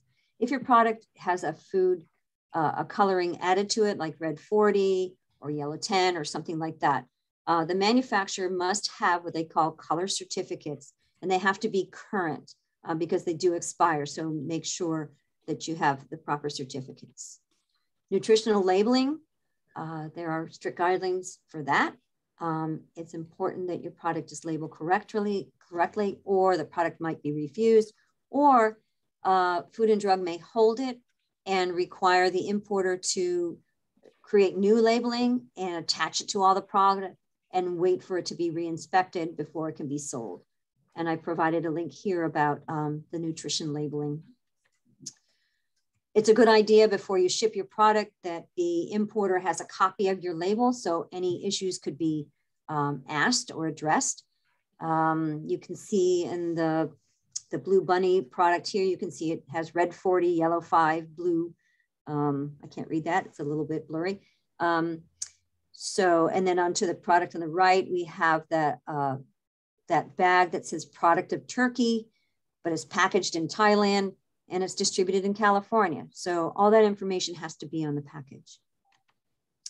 Here's a side-by-side comparison of labeling as required by US Food and Drug. To the left is the original label, and then to the right is the new labeling requirements. And you can see, you know, there's slight differences like in the serving size or the calories or whatever they're going to be requiring. So I think I ran through that pretty fast. If you have any questions, of course, you can contact Customs or Food and Drug in the port you want to import into, or a consultant, or you can contact me at London Polera. I provided my email address, which is the best way to get in touch with me. And I'm just briefly going to look in the chat to see, oh, how nice. Okay, so you put all the links in the chat. Thank you so much. I appreciate that. So are there any questions? Or should we address those at the end, Cecilia? I think I don't want to keep you all day. So if anyone has a specific question relating to your presentation, I think it should be asked now. Okay. Yeah.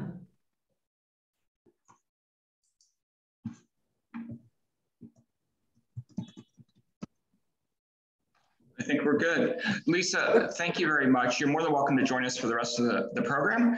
And with other questions, it was very informative and helpful, especially all those links. Yes, I do ask everyone to please educate yourself, because I would hate to see your product arrive in the United States and you have problems. Thank you so much for inviting me. Thank you. Thank you, Lisa. And without any further ado, I believe we have Rob Stevens with us. Robert?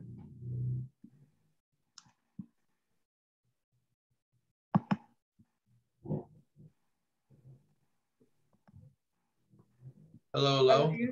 Yeah, hi, Rob. Hi. Thank you, welcome. Sure. Thank you for inviting me. Good morning. I have my assistant here for the technical part of the program. That's completely fine. You want to share your screen? Yes. fine. Cecilia, we have the website, and I wanted to ask you, we have a number of pages.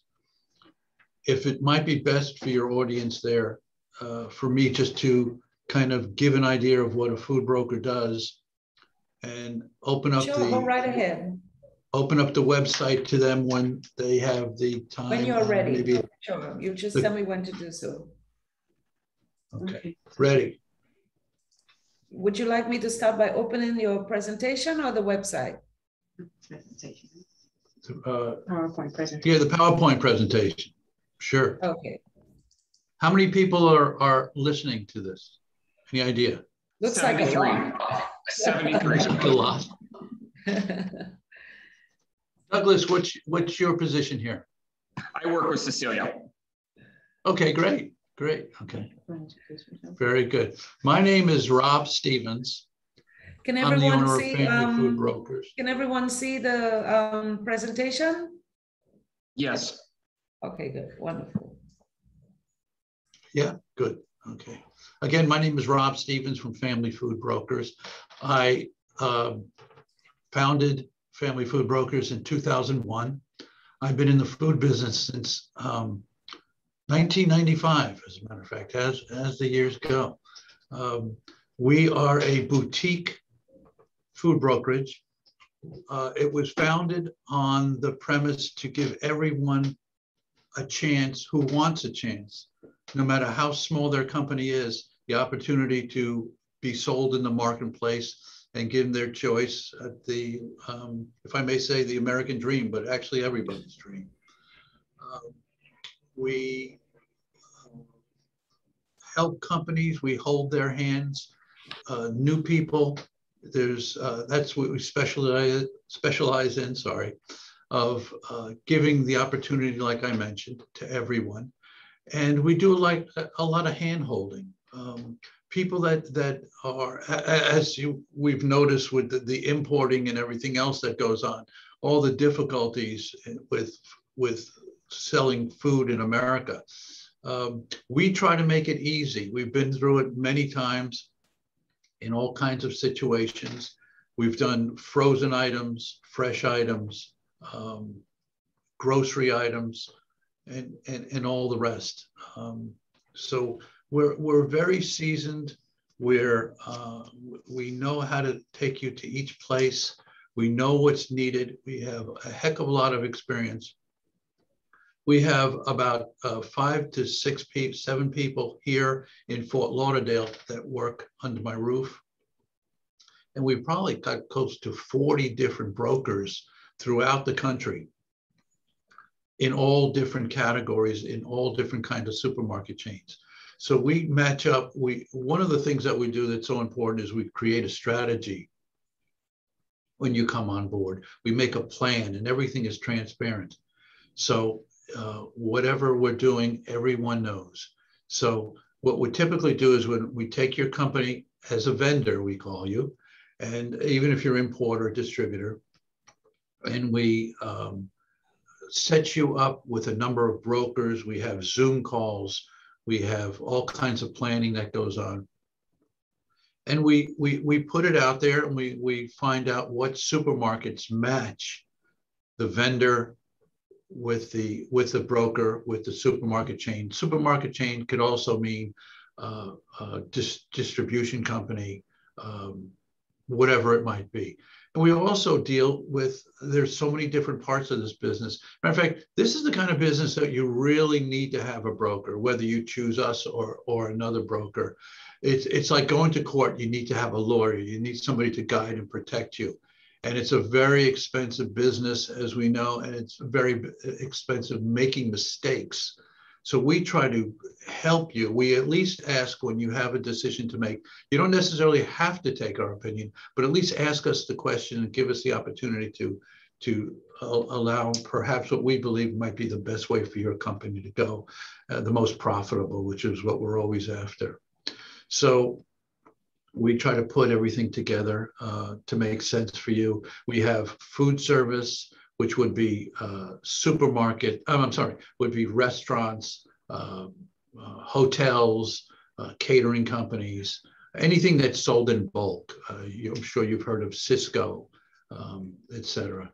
So, and then there's also retail. Retail is your typical supermarket, Publix, Kroger's, et cetera. So that's just kind of an idea of what we do. We've been in it a long time. We work closely with our brokers. We work closely with our vendors. We're available 24/7, and we do a good job. So if we want to turn to the PowerPoint presentation, and Doug, Cecilia, maybe you can give me some guidance.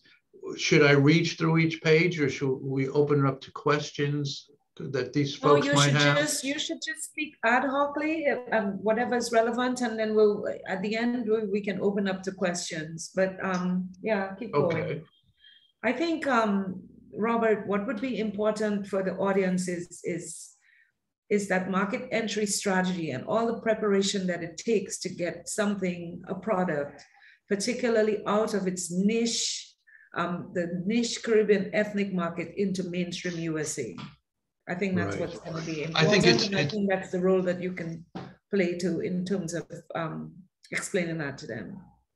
Okay, very important, since it's a Caribbean product, is how do we make it available to people from that ethnic group on the American shelves, and not just to get onto the shelves, but to get off the shelves. What's important to us is not the first sale, it's the second and third sales. That shows that things are going on. But we have to study how we make products from out of the country attractive and available to let's say Americans, okay? It's fine to be in that ethnic section. So what we would try to do is plan to get in both the American section, if it's, let's say it's beans, and the Caribbean section. Very important on how we make that acceptable, because that's where the real quantities will be. That's where the acceptance will come in and be attractive to buyers in supermarket chains that may not have availability for, they may not have a Caribbean section. Maybe they just have a section in grocery, which is similar, like bean again, or a rice. So we want to try to bring brand awareness, which is so important, into our line of work. We do a lot of studying, a lot of comparative. We call up brokers all over the country. If we're bringing in an item and said, can you go into the supermarkets that you're familiar with and get us some like kind or competitive brands and their pricing, their cost per ounce, or whatever the measure might be. There's a lot of thought and a lot of preparation in the strategy in which we go, in which we move forward. Packaging is so important. It's got to look up to date. It's got to look really tasteful, okay? So there's a great deal to look into when putting a product together. It's, as I'm sure all of you know, it's extremely expensive. There's lots of different decisions to make as far as marketing your product, if it might be for the brokers also to go to shows across the country, or of course now we're using so much Zoom, which is very time consuming and money consuming.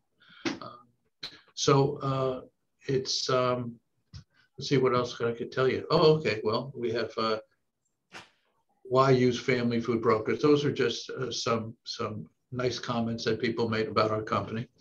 It's a tough business, as you know. You need a thick skin. It's very rare that right off the bat people get into major supermarkets, but it does happen. Our theory, though, is that we like to think of the plan or the sharing of the sales, not just to Kroger and, as I mentioned before, Publix and Walmart and Costco, et cetera, but also to the mom and pops, also to those smaller companies that help make up solid sales, where if something should happen, if you lose a couple of the smaller supermarket chains or the ones and twos, it's okay. You can still get out of bed in the morning. If you lose a Costco or you lose a Walmart, if your decision of your sales, yes, you want to hit the big time right away, it could be very dangerous because you could then set your sights, set your spending on something that's on loose ground. So what we suggest is try to keep a balance between the large and the small. One's just as important as the other. And I'd rather build my company actually on smaller supermarkets and distributors than on larger, for the very reason that if something happens, it doesn't rock your company, it doesn't kill your cash flow. It helps provide a balance to what you need. Next slide. Oh, I'm sorry. Cecilia, can you bring us to the next slide? Can you hear me? Sure. Okay. Okay. So, all right, this you could just look at individual. If anybody has any questions on that, we could delve into. I noticed before you had Cecilia, you were working on showing margins, et cetera, which I think is very important. Yeah. And there's something. Yeah, there's something I just want to bring up that maybe has some importance, and that's the. I'm sorry. Sorry. I'm sorry. I lost it there for a second. Yeah. All right. Could you talk a little bit about metrics, buyer metrics, required product information, and what that all comprises of, and how you look at that? Well, when you say buyer metrics, you're talking about what? I don't follow. I'm taking it off your success factors there. Your buyer metrics required is the third bullet there. Required for product introduction and presentation to buyer. Okay, so what we're talking about there is the specs. Okay, the biometrics would be the specs of the different products. When you're presenting something to a buyer, you don't want to have anything incompleted. Okay, you want everything. You want to have the size of it in inches and metrics, the weight, how many units to a pallet, how many units to a case, and pricing and promotions. You want to have everything laid out. Either it's going to a distributor, it's going to a supermarket, wherever it might be. You want all your questions answered, because if you think you're going to get a second opportunity to go back and find that buyer and give them the information, you're wrong. Okay, you usually get one shot. If you and if they're very, very interested, they'll call you back. But to try to close a deal on, I'm just trying to make a side point here. If you try to, make it at a different time, rather than when you're standing perhaps eyeball to eyeball or on Zoom close, you got it going. That's the best time that you should have everything together. So buyer metrics would be everything for the buyer to have to make an intelligent decision.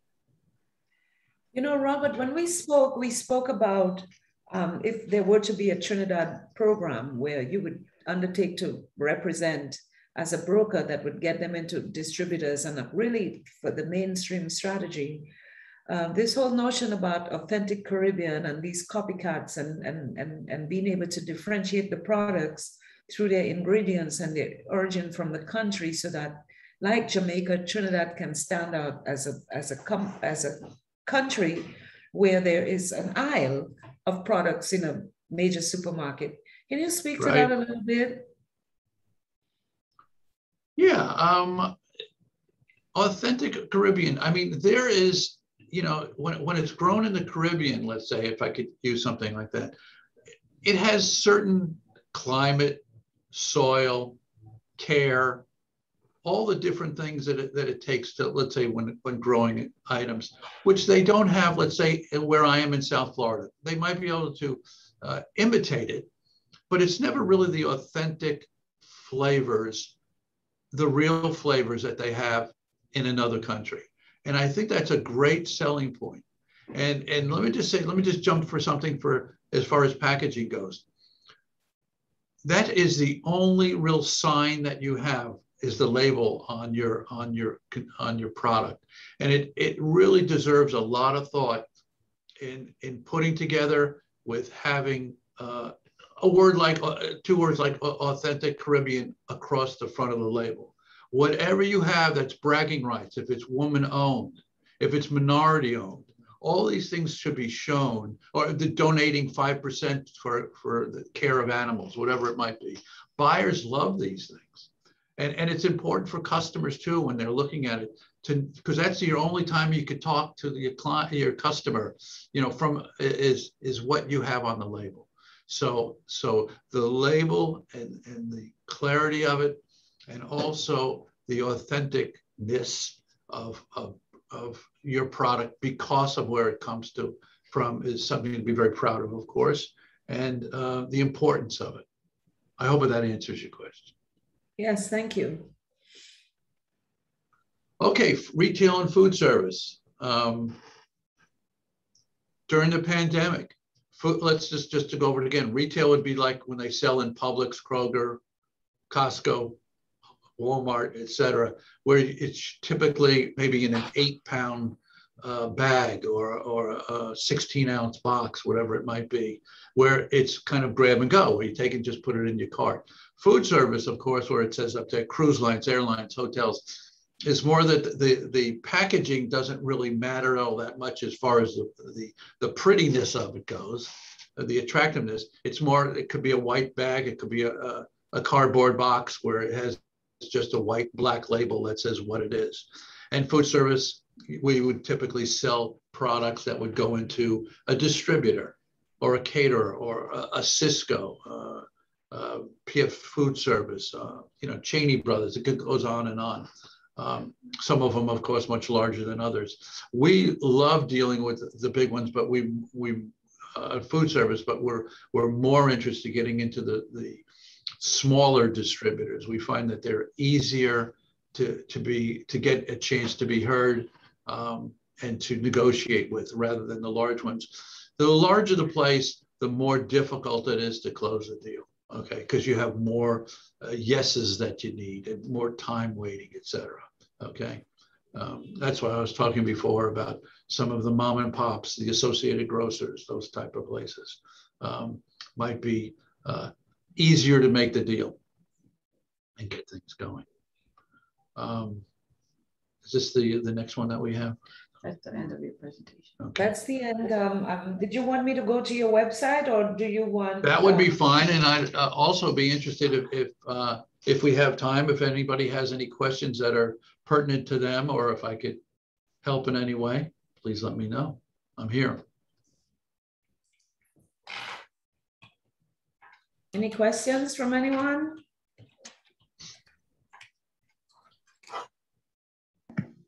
We should probably move off to we're running a little bit late, Cecilia, on time. Okay.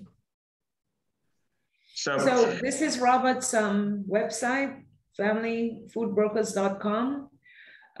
You can go there and you can contact them through that website. In fact, they're very responsive. And if you have any questions for him, we'll take it later on in the presentation when we do the question and answer. And then we can come back to you with answers. Robert, thank you for joining us here today. Sure. We appreciate you taking time out of your day, and we know that the future holds future conversations with you as we seek to develop a strategy to get into that mainstream Florida market. Okay, however I could help, sure. Yeah, Robert, there was one question on fees. Typically on how you charge for assisting companies come into the market. Generally speaking, how would that work? I don't have the numbers in front of me. I know Cecilia and I spoke. Okay. But what we did was actually we worked out quantities. Since if you have 3 companies, I would give a better price than if it was one company. Okay. 5 companies that you get together, then again, a better number.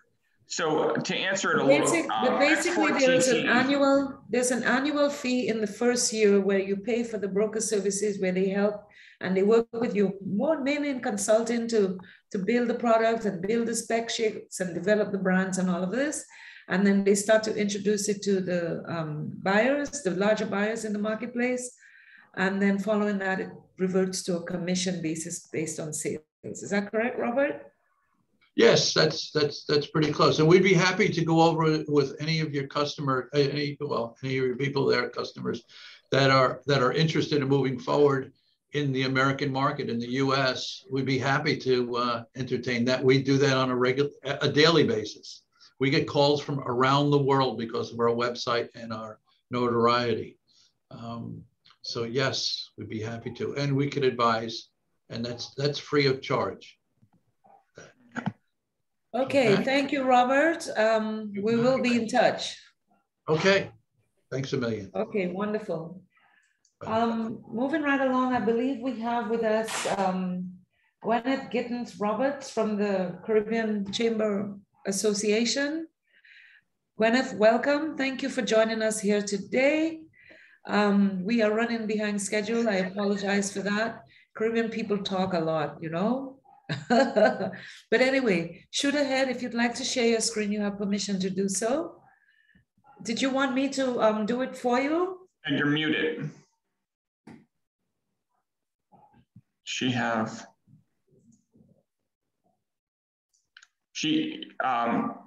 needs to be made a host, I think, to be able to unmute herself. There you go. Oh, okay. Thank you. I was muted, so all right. Let's see. I didn't prepare to share screen, but I can. I'm pulling it up for you if that will work for you. Don't worry. Give me a second.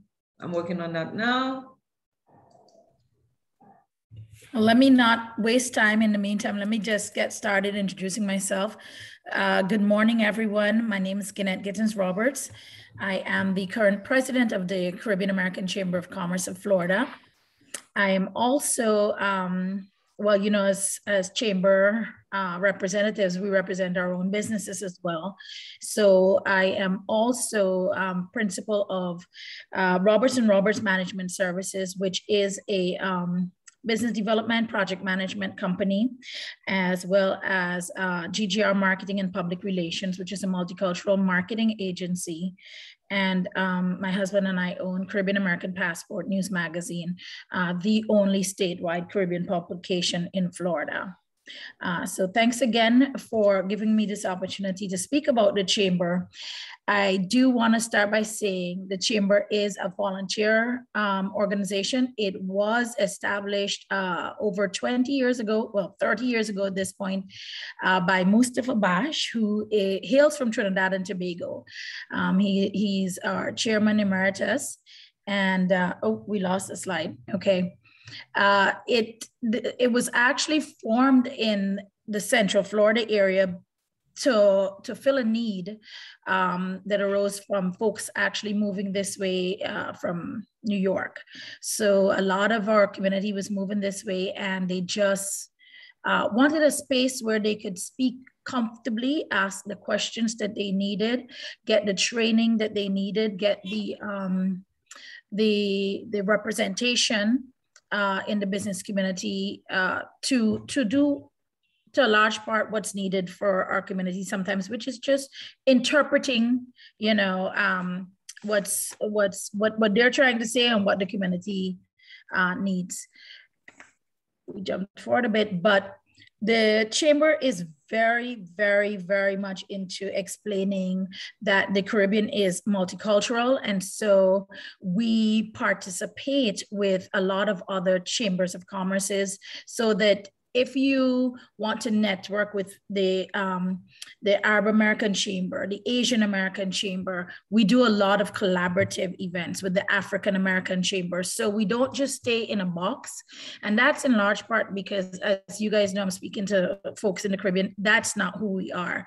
So we really explain the narrative that the Caribbean is white, it's Black, it's Indian, it is all of those things. It is multi-religious. And so you'll see us at, like in the next week, we'll actually be at Diwali celebrations here downtown.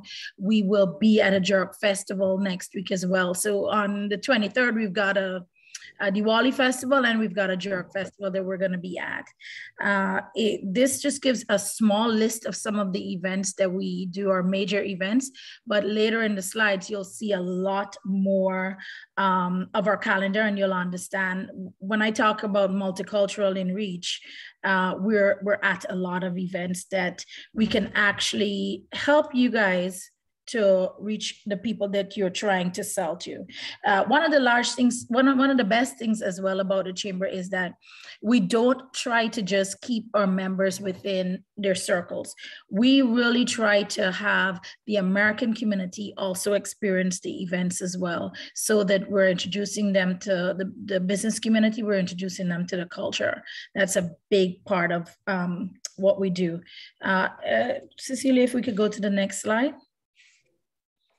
All right, this is just one of the things that we do. We do lunch and learns. The lunch and learns are meant to be educational in nature. So very much like this series that you guys are putting on here.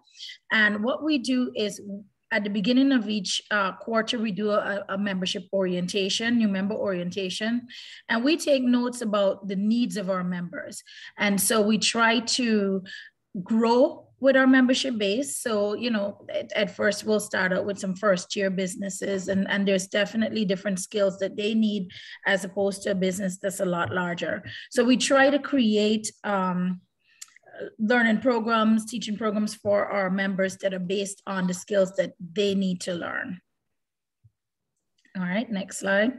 The business after hours. The business after hours are an opportunity to showcase the businesses that are within the chamber. We do those at chamber businesses, and it's an opportunity for a business to play host and to have folks come into their space so that you can learn about them. But it's also a chance for our members to network, get to know each other.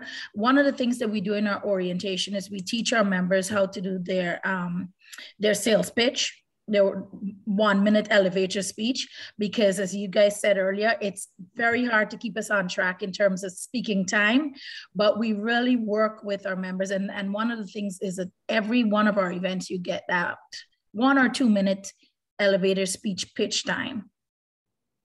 All right, next slide. All right, one of the things that we're most proud of is that we have established within the chamber what's called the Heads of Caribbean Organizations of Central Florida. That is just a loosely held group of nonprofits who work together, especially at times of disaster within the Caribbean, to give back.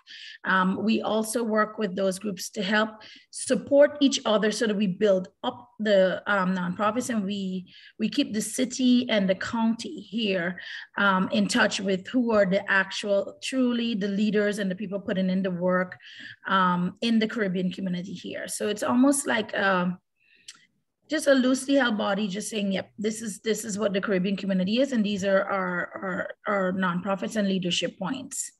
So we serve as a one-stop point to then filter into the larger Caribbean diaspora through those groups. And just to give you an idea about the amount of folks that we're really talking about here, as of the 2020 US Census, the Caribbean and Hispanic of any race were approximately 34.2% of the state's population. And that accounted for over 6.8 million. And those numbers are actually a lot higher, just because that's not factoring in the children necessarily of Caribbean immigrants and grandchildren who are very much in touch with the culture here and consider themselves Caribbean, even if they were not born there. And so that's a very important point. But it also means for you guys, we have a huge multicultural calendar. And so as you can see here, in January, we start off with the MLK Parade and the Zora Neale Festival. In February, we celebrate each country. So Guyana and Grenada have their independence celebrations in February. I won't go through the entire slide, but I did want you to see this is an actual calendar that we share with our, as part of our membership package, just so folks are able to see some of the things that they can participate in. One of the benefits that we give to our members is that we actually buy tickets at some of these events. And so, you know, we're always looking for folks to show up. So your membership, which for a lot of our small businesses is $120 a year, can actually, if you're willing to put in the work, can actually really, you're really not paying for your membership because you're able to do a lot of these events.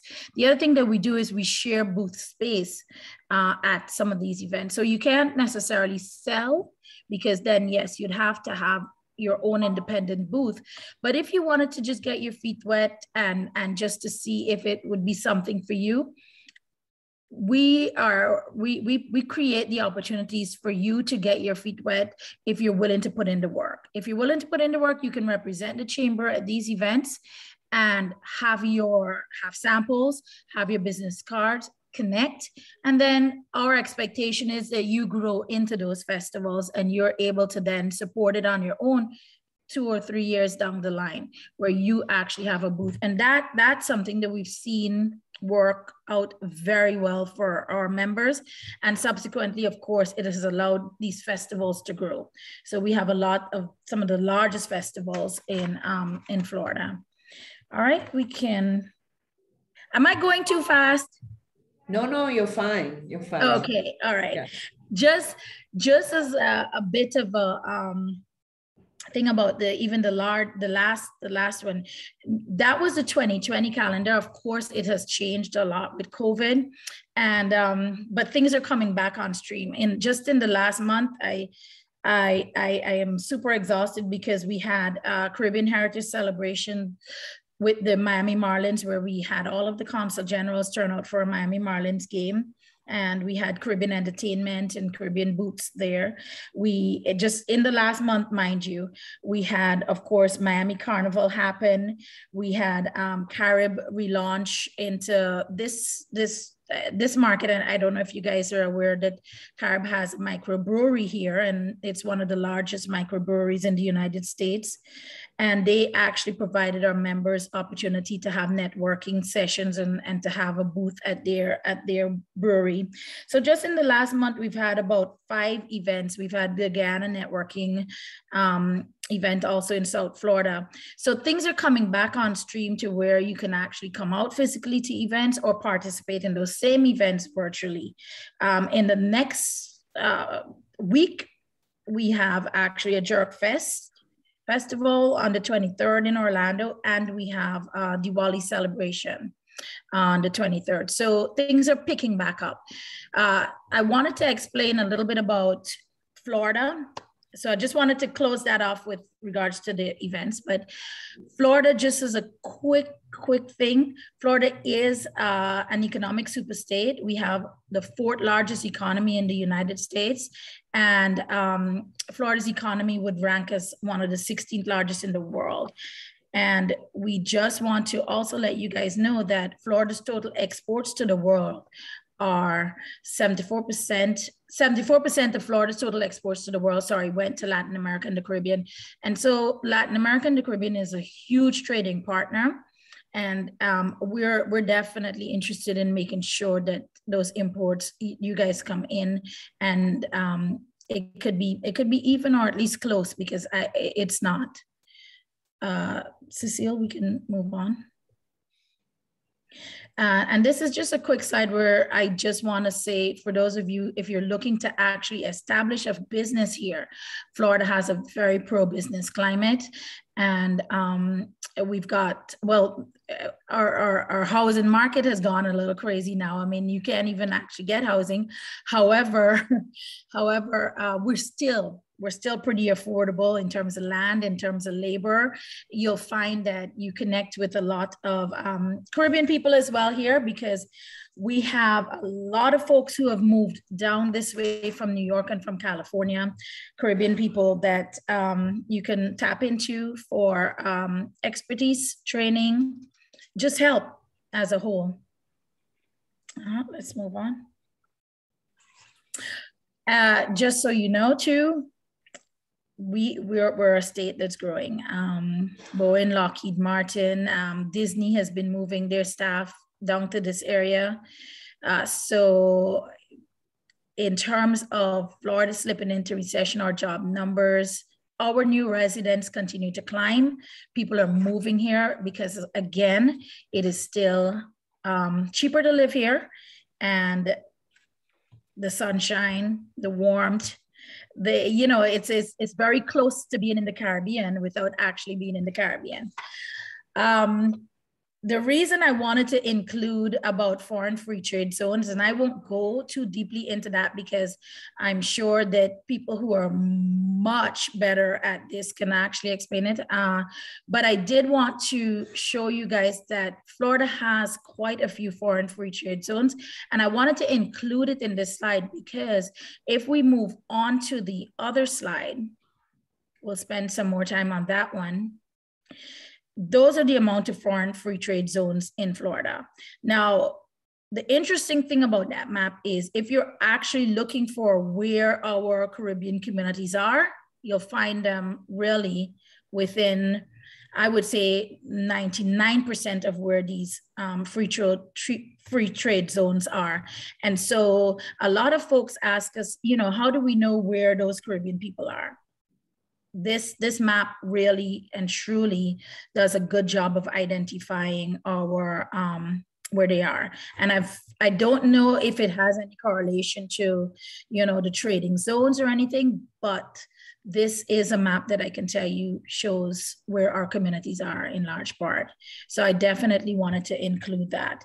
And a lot of folks don't necessarily think about that West Coast with Tampa, Fort Myers, but we have large communities out there. And as well, we do in Panama City and Pensacola in those areas as well. All right. Next slide. Love that map. Yeah, I definitely wanted to include that because largely people don't know how to find us. All right, how we help our members. So what your membership gives you is we connect you to experts. We've got, as I said, a lot of Caribbean diaspora here, and we bring them in as professional speakers, and a lot of them are very open to assisting you to grow, right? We've got a lot of retired folks that are looking for people to mentor. And so you're able to tap into those those levels of expertise, connecting you through events. That's really our secret weapon because we work closely with so many festivals that it allows you to really work your membership by actively coming out and getting to know the people in the community at a very low cost. And so you can put in the actual work and see serious results just from our event calendar. Statewide reach. Our chamber is statewide. We are more so in Central Florida, but we definitely operate in a statewide footprint. And as I showed you guys in that map with the foreign free trade zones, we know the Caribbean hubs within Florida. And so once we do our orientation with our members and we realize, all right, the majority of our members are looking to connect in this way or they're looking to grow in that way, we're able to assign, people into committees to kind of guide that growth. And so that's one of the strengths that we have as a smaller chamber in essence, is that we're able to grow and move with our members to help them to grow. The multicultural market understanding, that there we know the language that our community speaks in, and we help our members to do so. And the last thing I just wanted to say is membership is easy, but the one thing that we really try to drill home to our members is that making it work is up to you. We provide those platforms. It's up to you to work it. And those who do see the results, right? As I said, we're a volunteer-driven chamber. And so we put you to work, but we train you first to remind you that a chamber is not an association. You don't have to give endlessly, and you do need to give within the stream that will allow you to develop the contacts that allow your business to grow. And I think that's it for me. Thank you, guys. Wonderful. Do you have any questions? Wonderful, wonderful, Gwyneth. Yeah, it's been very insightful. I think the relationship that we from Trinidad, I'm now from Trinidad, will have with the chamber in the Miami area, I think will be immense. We are running heavily behind schedule and very in overrun. So again, thank you for joining us today. And my colleague Eunice and Kanika will be in touch and Shamila will be in touch in the very near future as we map out a strategy for what our next move will be. Thank you. Thank you. So our next presenter is Rahman. Is he here? Yeah. Are you gonna share your screen? Yes? Yes. Share mine. Good morning. No, I'll share my screen. Okay, wonderful. Good morning, everyone. I don't have any slides prepared because actually last week, this meeting was kind of last minute. Plus, I wanted to kind of understand the initiative of the Export TTA Concerns Florida to better be able to talk about e-commerce as it relates to this initiative. So I pretty much live and breathe e-commerce. So I can talk a lot off the top of my head, so which I will. Just if I just share my screen for people who don't know me. Can you talk a little bit about using the different platforms that are out there and what a company needs to really, not just besides the store, what types of support do they need to really generate and move their product into an e-commerce platform? All right, well, generally for e-commerce anyway, well, by the way, just to introduce myself quickly, my name is Zaf Rahman. I'm the owner of For Multimedia Web Design. I'm based in Princestown in Trinidad. And pretty much web design, social media, but since last year, I've been pretty much boutique for the past few years, but since last year, with the pandemic era, what I refer to it as, I've been forced to go from about 3 people to now over 20 people and more into the e-commerce space. So pretty much for e-commerce, in terms of reaching people, I mean, an online store really is for like 2 markets, two sets of people. You have one, if you're trying to get into the Florida market and into the mainstream groceries, you try to reach you want to try to reach the customer who may not know about you, that you'll need a good catalog in your online store, so people will be able to, learn more about you and be able to learn about your products and your catalog and view everything that you have. Then there are also the other people who as well, like distributors and wholesalers, who would probably want to know more about you, like what type of packaging, what sizes, products that you sell, how you wholesale, maybe online ordering. One of the points that you guys touched on was that, people are not traveling as much, coming to Trinidad and Tobago and, going in the grocery and buying pepper sauce and buying any whatever items that they normally would take back to the US. So they're pretty much looking online to buy. So therefore they need they need an online store really. So if you're not getting in the big box or the mainstream stores like now where this initiative, where you're trying to get into the Florida market, the mainstream, or maybe the mom and pop, or at least more widely available in Florida, well, then you'll need a website and an online store for it. So for that, of course, you need a platform. You need your online store platform, of course. So you mentioned a few there, like Shopify and WooCommerce, Magento, Wix. So there are a number of platforms. available. Me personally, for my clients, I use WooCommerce and WordPress. Magento, I used to, but with the new version, I really, it was really much more difficult to use and require a lot more developer services as well. And the backend was pretty much intimidating for customers, for clients actually. So I decided to move into the WooCommerce platform, which is easier to manage in the backend, easier for the client, it's less prone to breaking. It's easy to integrate our payment gateways, which we have at Trinidad and Tobago. We have only two right now. But the main two would be First Atlantic Commerce out of Bermuda, and then we have WePay. Most people might probably be familiar with WePay. They are our local PayPal type payment gateway.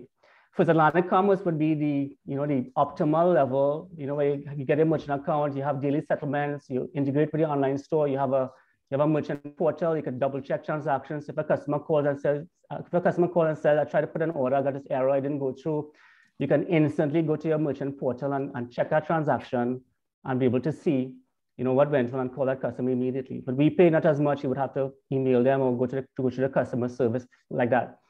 So one part of the main thing in terms of the platforms available, in terms of getting your goods, getting your products out there. I mean, the main thing really is the platform, but among the main things would be all of the moving parts necessary for having an online store, which would be the platform, which would be the payment gateway, which would be the delivery, right? So we have actually everything more or less technically covered locally, where we can establish an online store, have a payment gateway, we have delivery services. For example, recently this past month, CSF had their, whoever's familiar with CSF, local courier service, who with their Skybox service, mainly known for, they also had their domestic delivery service. And only maybe about a few weeks ago, actually introduced their API for that we could integrate CSF, their domestic delivery service, into a WooCommerce store, where an order can be placed and you can notify CSF and trigger all the emails and everything to notify customers of pickup and delivery and completion of the order. So we pretty much have the local part covered in terms of the moving parts for an online store, for the platform, the payment gateway and the delivery. For the US market, where we have to deliver using, now we can still establish an online store where you have the First Atlantic Commerce and have delivery, but integration of calculating real-time cost of delivery to, let's say, to a consumer in the US or in Florida who wants to buy something from your site.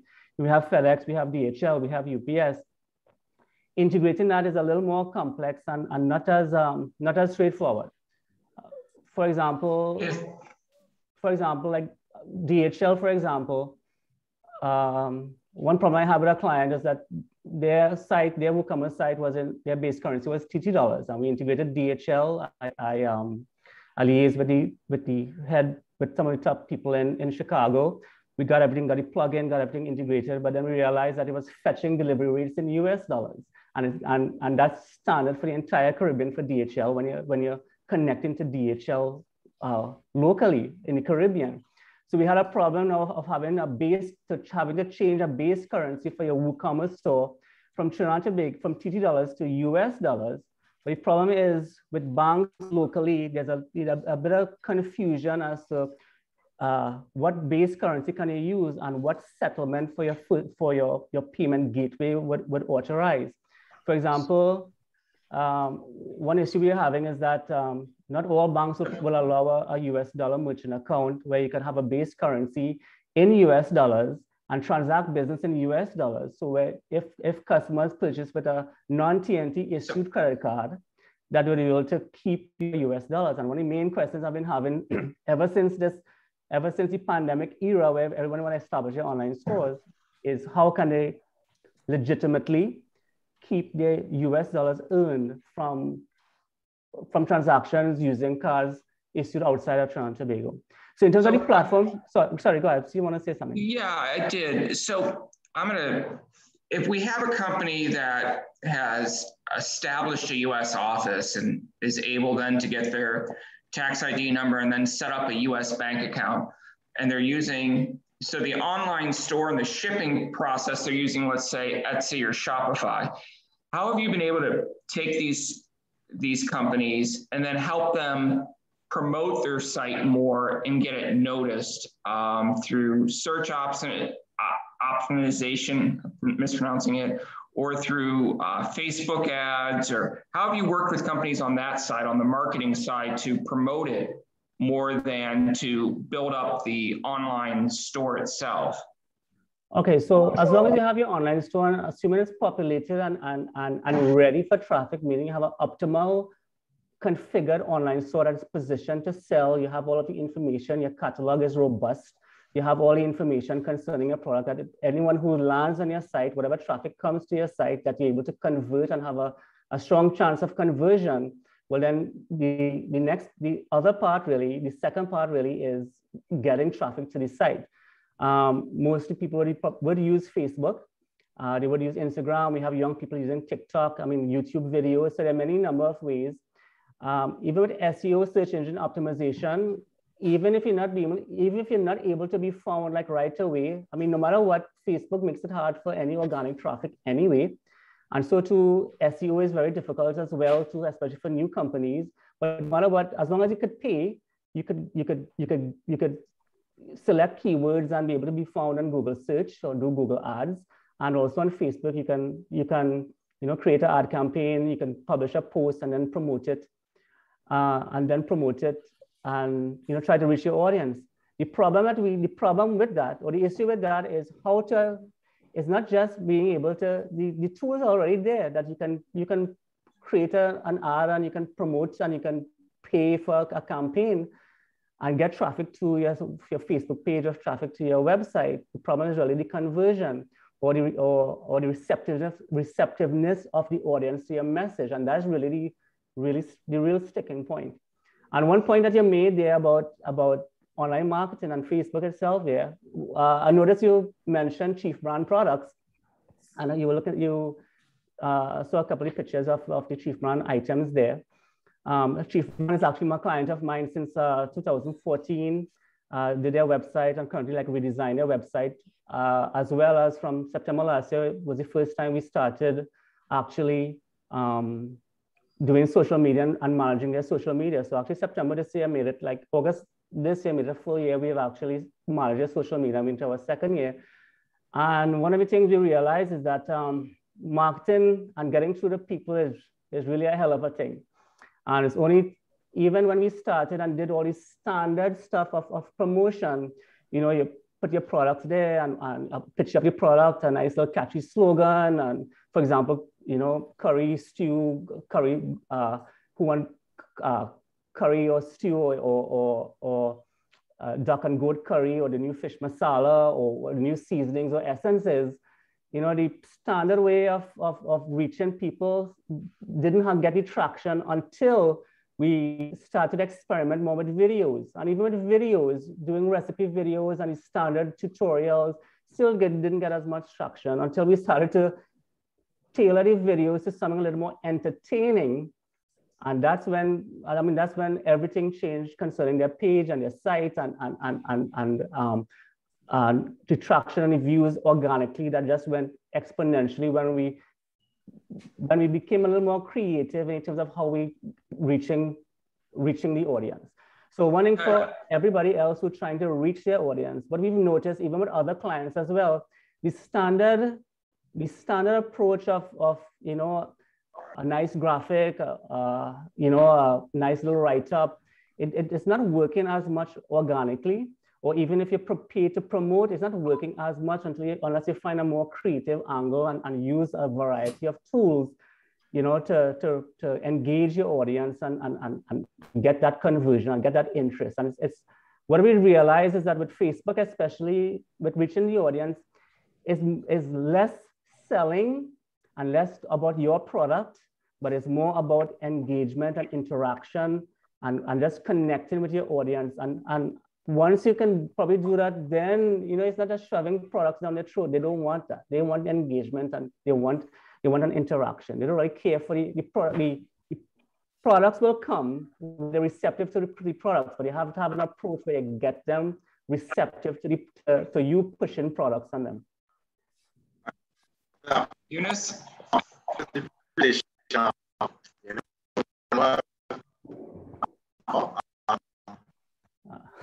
You're breaking up, Eunice. I'm not sure what's happening there. Ooh. I can't hear you, Eunice. Yeah.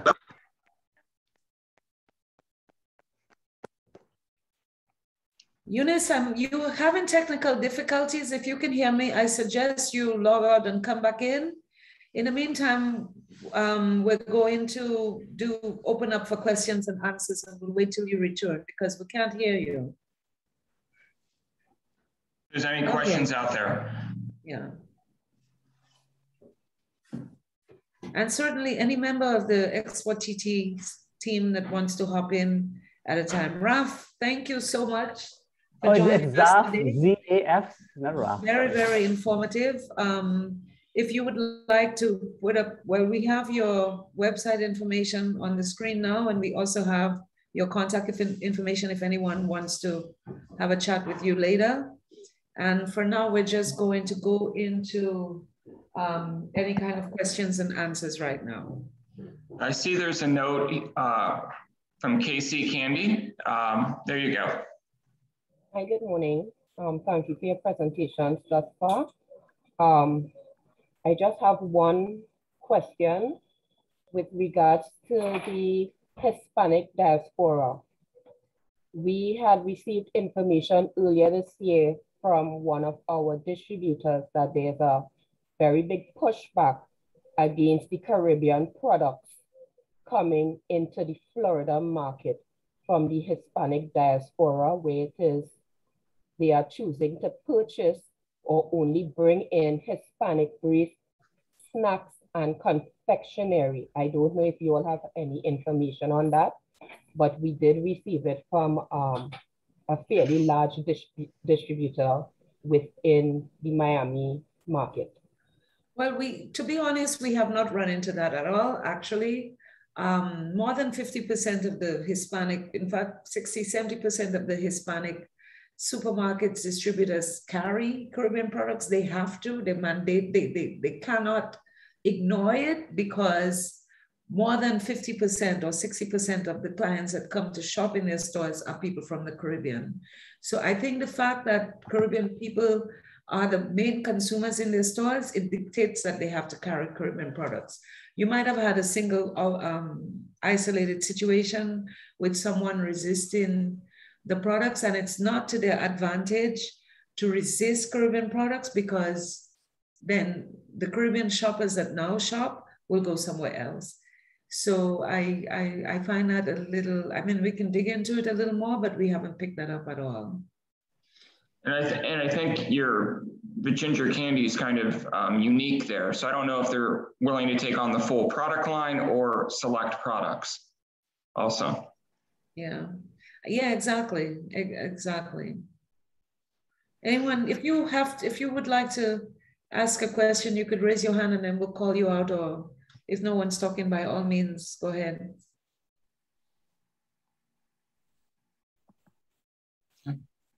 Any questions? Eunice, are you back, Eunice? Yes, I'm here. Are you hearing me clearly now? Yes, we're hearing you very clearly now. All right, I'll look in the chat box and see if there's any questions, but I'm not seeing any raised hands or any, No. Let's see. Someone has a question. Adi Ines King, this was from earlier. Recently, a lot of Caribbean online marketplaces have popped up like Plantain Seeds, Caribbean Shopper, Shop Hub, etc. Do you see these channels as viable alternative to traditional channels like large distributors, brokers, and grocery chains? Well, I definitely think that the emergence of online shopping cannot be ignored. I believe we spoke about that a lot. The difficulty is that if you have your product already with a distributor and he's distributed in a product, he may not be able, a traditional classic distributor may not be able to facilitate the packaging and assembling of small orders for online shopping. So it's a different and separate arrangement, and you really can't pursue online shopping to any great degree unless you have established some kind of presence in the market with the infrastructure and logistics in place to deal with the online shopping and the online packaging and the online shipping. And as we mentioned in one of our earlier presentations, there's a number of ways to do that. There's small warehouses where you could put an assortment of products in and they will get the order, they'll pack it, they'll ship it, and they charge you a per shipment kind of fee. There are storage facilities that you rent on your own and you kind of do it yourself and you take it over to the post office yourself. And then there's more sophisticated ways of getting it done. So it really depends, but definitely online is emerging with COVID. That's not going away anywhere anytime soon. People are doing more and more of it, and we need to prepare ourselves to take advantage of it. But go ahead, Doug. Yeah, and there are online stores, just like there are regular retail stores, that are looking to source Caribbean product to host on their website, on their online store. And so again, just like dealing with a retailer, they might want to purchase a case, 2 cases, 3 cases from you, not large volumes, and they might try to sell it for a while, right? And that's a perfectly great way to get into the market and take yourself out of being the manager of that online store and letting someone else do the work and see how it works for you. Okay, I think that was. Yeah, I definitely think the more the merrier. And you know, online is even more powerful because you have a web presence. So once you're online somewhere with your name and your brand, when people start to Google you, you're going to pop up somewhere. And I think it helps. The whole platform with what's available via the web and the websites and social media is all super, super incredible and a lot less expensive than the traditional ways of advertising before that we are used to. So trying to acquaint ourselves with how this is done and hiring the right experts to get you in the right place is very important. Definitely. So let's see, any more questions? You can put it in the chat box or raise your hand. I'll give you all a couple of minutes before we close off the seminar for today.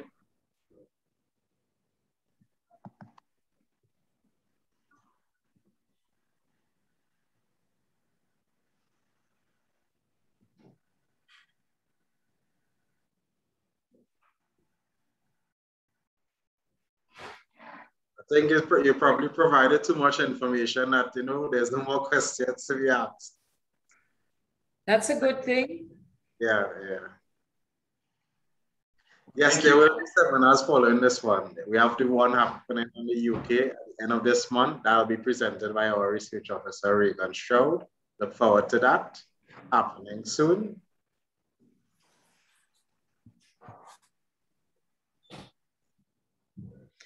Well, to the presenters that are here, still here with us, I say special thanks.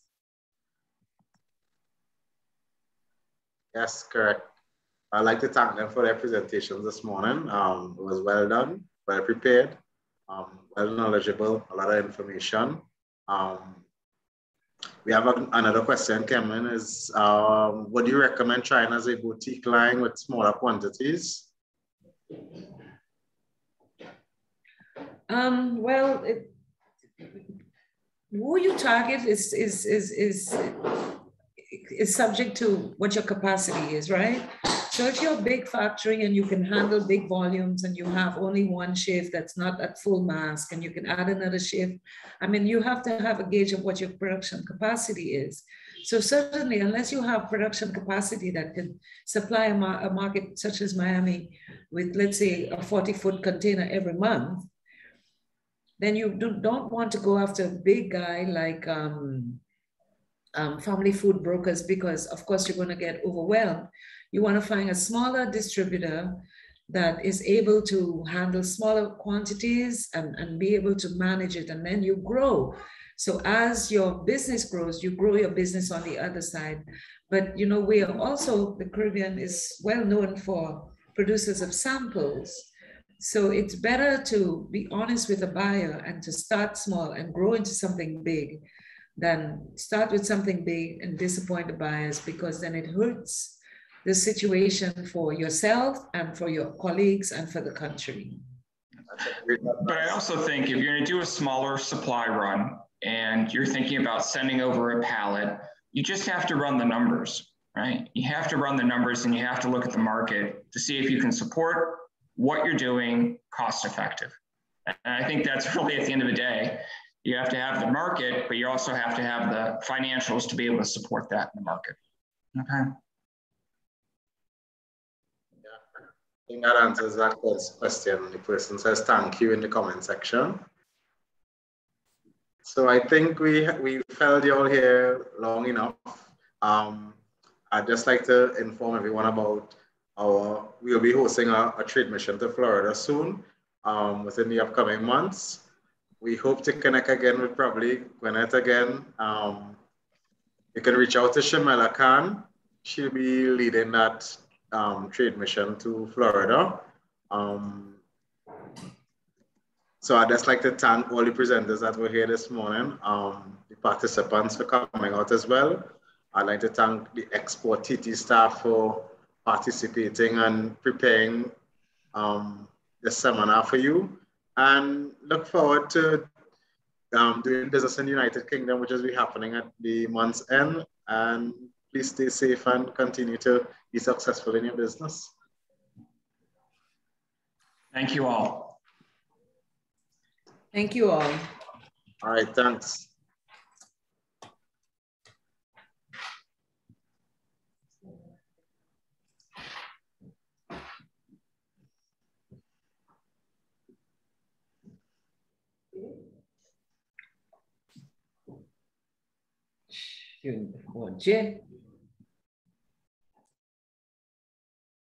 Okay. All right, thanks, Cecilia. Thanks, Doug.